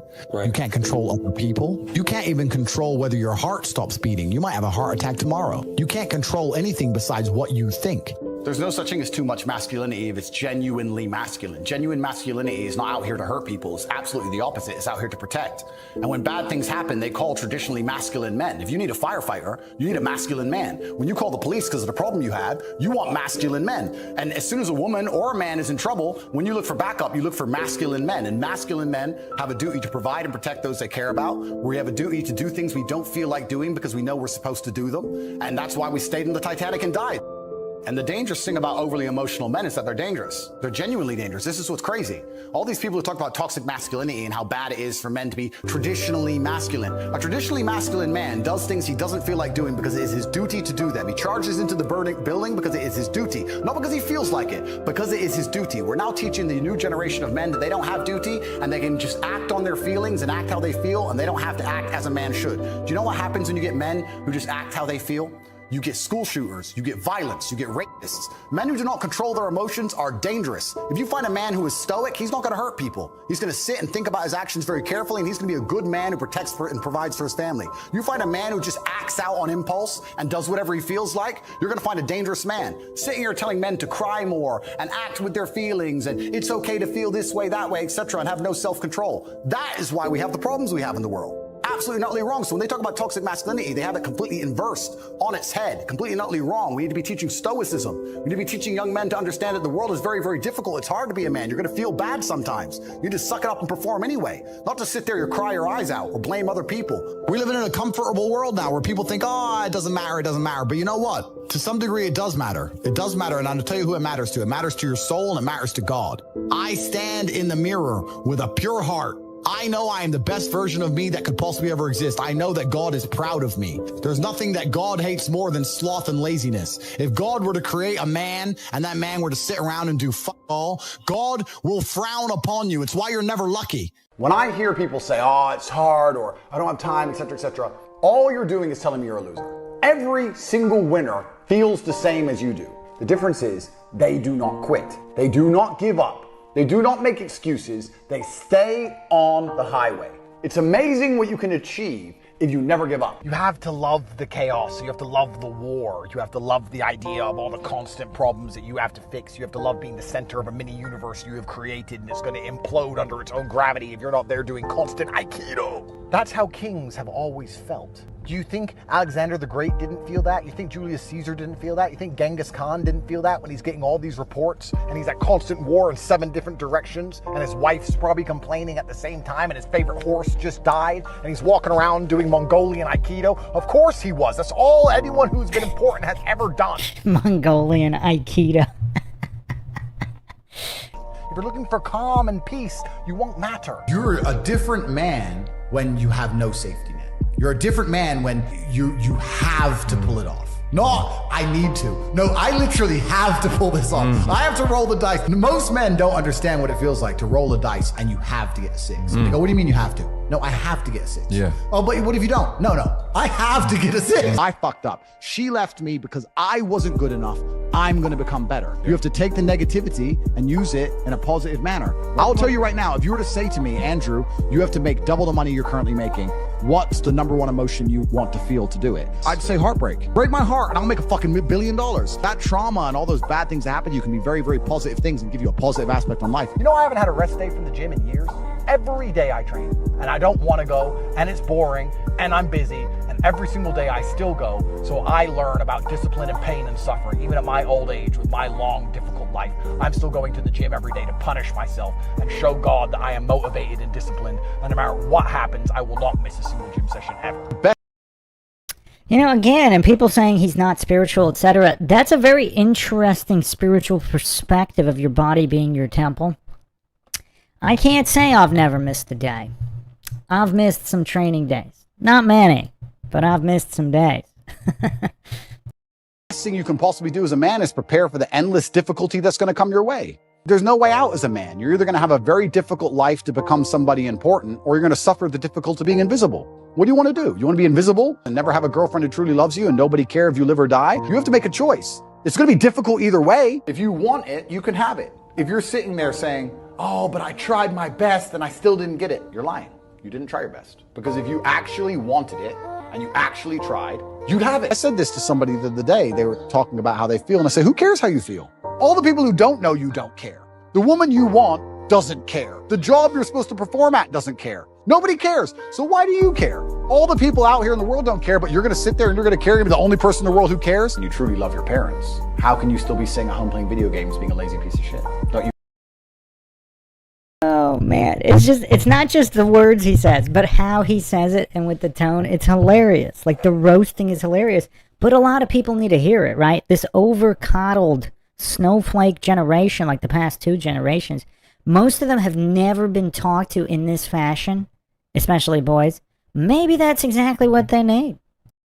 You want people to remember them. Don't you want people to think, wow, who's this person who raised this amazing person? That, in and of itself, it should be endless motivation. If you love your parents, you can't be a loser anymore. Like, otherwise, they're going to be forgotten along with you. How do you decide, or how do you know if someone's going to be monumentally successful in the world? And then everyone knows, because there's been large studies on it, that IQ level is not how you dictate it. And I'll tell you how you dictate it. Somebody's tolerance to stress. The better you are at dealing with stress, the more successful you will be, because as you climb up the ladder, the stress level increases.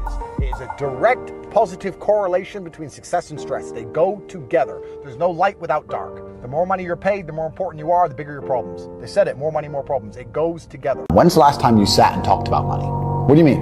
When's the last time you sat down with someone and talked about money? What do you mean talk about money? Well, if you don't know what to talk about, then you don't understand money. So go learn how money works. Go learn how a bank works. Go sit on YouTube for free. You don't just pay 50 grand in 4 years like a university. Go sit on YouTube and understand money, banking, or the real estate market, any of it. Understand the last housing price crash, why it happened. Understand mortgage rates and how that's affected by interest rates. Understand it, and then go sit with someone else who understands it and talk about it. Oh yeah, I should do that, yeah. Back to TV. Yeah. Dumbasses. So like it's I don't want to be a negative person, because I'm not. But to a degree, I think the universe is very giving. And I've yet to experience in my 36 years a man or a woman who genuinely tries their very best and genuinely dedicates himself to something and is genuinely motivated to make sure they're the best version of themselves, who doesn't get what they want. Yeah. I've never seen it. I've never seen someone go, I spend all of my time doing what I'm supposed to do. I do not waste any of my time. I dedicate myself. I'm good to people. I'm honest. I'm hardworking. I'm there on time. Every time I've got a meeting, I've got a firm handshake. I don't snake anybody. God likes me. I work hard. I'm not an evil person, and I work really, really hard. Who doesn't have everything they want? Yeah. So everyone can have anything they want. I really believe the universe will give anyone anything they want if they actually fucking want it. If you're in a room full of ice cream experts, and all they talk about is ice cream, how to make ice cream, their favorite flavor, the best way to store it, how much it costs to produce, how to transport it, and that's all they talk about is ice cream. Even if you have no interest in ice cream, over a long enough period of time, you're gonna end up knowing stuff about ice cream. You're gonna end up knowing shit. You're gonna be like, that's double chocolate this, it costs this much, and this is how they moved it. Da, da, da. You're gonna know things about ice cream. If you're in a room full of people who only talk about money, then you're gonna end up knowing about money. It's exactly the same thing. And network is net worth, everyone understands this. And people also understand that they're likely to become the sum of the 5 people they spend the most time with. Yeah. But then they hang around with losers. It just blows my mind. What do you say to young men who come to you for advice? I say that life as a man is exceptionally difficult. I say the most beautiful and the most terrifying thing about being a man is you're born without value. Society doesn't care about you. You're only going to be cared about based on how useful you are. You have the chance to build yourself up and become a superhero if you're prepared to do the hard work and be indefatigable enough to never quit. But if you're going to stand around and wait for a handout, nobody's going to ever respect you. And I think that a lot of people have forgotten about how difficult and how competitive it is as a man. We're always in constant competition with each other. And it's your duty as a man to stand up and say, I want to be as important and strong and good-hearted and God-fearing as possible. And I need to work hard to achieve those things. And the dangerous thing about overly emotional men is that they're dangerous. They're genuinely dangerous. This is what's crazy. All these people who talk about toxic masculinity and how bad it is for men to be traditionally masculine. A traditionally masculine man does things he doesn't feel like doing because it is his duty to do them. He charges into the building because it is his duty. Not because he feels like it, because it is his duty. We're now teaching the new generation of men that they don't have duty and they can just act on their feelings and act how they feel, and they don't have to act as a man should. Do you know what happens when you get men who just act how they feel? You get school, you get violence, you get... Men who do not control their emotions are dangerous. If you find a man who is stoic, he's not going to hurt people. He's going to sit and think about his actions very carefully, and he's going to be a good man who protects and provides for his family. You find a man who just acts out on impulse and does whatever he feels like, you're going to find a dangerous man. Sitting here telling men to cry more and act with their feelings and it's okay to feel this way, that way, etc., and have no self-control. That is why we have the problems we have in the world. Absolutely and utterly wrong. So when they talk about toxic masculinity, they have it completely inversed on its head, completely and utterly wrong. We need to be teaching stoicism. We need to be teaching young men to understand that the world is very, very difficult. It's hard to be a man. You're going to feel bad sometimes. You just suck it up and perform anyway. Like I said at the beginning of this, is he a modern day Marcus Aurelius? updated for the degenerate times. Not to sit there and cry your eyes out or blame other people. Tough or being a cop woman out. too in modern society. It's certainly tough being a woman, but I'm not a woman, so why would I speak on issues I do not understand? I'm a man. You can feel an empathy for women. I feel empathy, certainly, but I do not understand their issues. Look at Piers always spamming those diversion fallacies. As if that has anything to do with what he just said about men. How I feel doesn't cross my mind. I don't know how else to explain it. There are days where I'm pissed off or sad or happy. It doesn't cross my mind. It's just like I woke up, whatever mood I happen to be in, I have things I need to do. It's a busy day. Zuby's here soon. I need to go training before he gets here. I had a meeting with the bank at 7:15 a.m. I have shit to do. Like, I didn't cross my mind if I was happy, sad, excited. I just had to work. I don't wake up and go, oh, I'm worried if I might feel sad today. Who cares? Who cares? I can be happy or sad on the same day. Nobody notices and the same things get done. The exact same amount of work gets done. Nothing changes.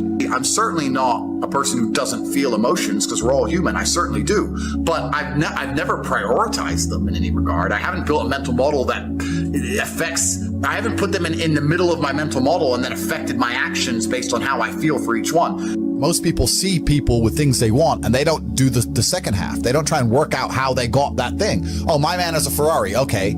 I wish I had a Ferrari. Okay. They don't sit there and go for an hour. How did he get a Ferrari? It doesn't cross that part is the part they don't want to do, right? They just go, oh, he has a Ferrari. Wish I had a Ferrari. And they go back to TV. You have to be able to hunt in the day and the night.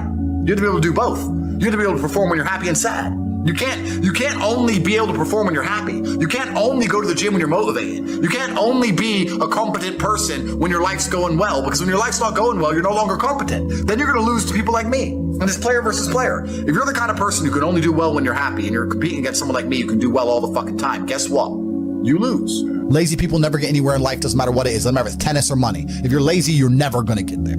As a man, you dedicate your life to other people, and the best thing about my monumental successes is being able to take care of my mom and my family and the mothers of my children and all of my friends or anyone else who needs help, and trying to be as useful as possible to the people I care about. That's the best thing about my success. I don't care about the house I live in. I don't really care about the car I drive. I don't care about any of that stuff. None of us do, but you want your woman to be happy, you want the kids to be happy, you want your mom to be happy. So that's the best thing about my monumental successes, absolutely. So again, even though he promotes the materialism, he also kind of explains it too. He's a very interesting character. We're almost done here. Most of you do not use your mind for what it's for. You've forgotten how to imagine things. You're permanently distracted by the matrix. You can scroll up and down on social media accounts, but you cannot close your eyes and vividly imagine. You can't give yourself goosebumps. You can't evoke an emotion in yourself anymore. This is an age-old skill that humans had very recently up till social media. You should be able to close your mind and imagine the life you want to live so viscerally to the point where you can taste it, so that this reality, the one outside of your mind, feels like nothing but a prelude, a ramp, which allows you to get where you want to go. Man, like I said, modern day Marcus Aurelius. Maybe this is blasphemous to all the Alex Jones fans out there, but I think at this point, Andrew Tate's influence has surpassed the one and only Alex Jones. And, yeah, I think Tate is more of a broad spectrum individual in terms of what he addresses. So, quite curious to see how this all develops. Are they going to let the Tate brothers make it to trial? Are they going to kill them, make martyrs out of them? Are they actual agents? And if that's true, what is the next scene in the script?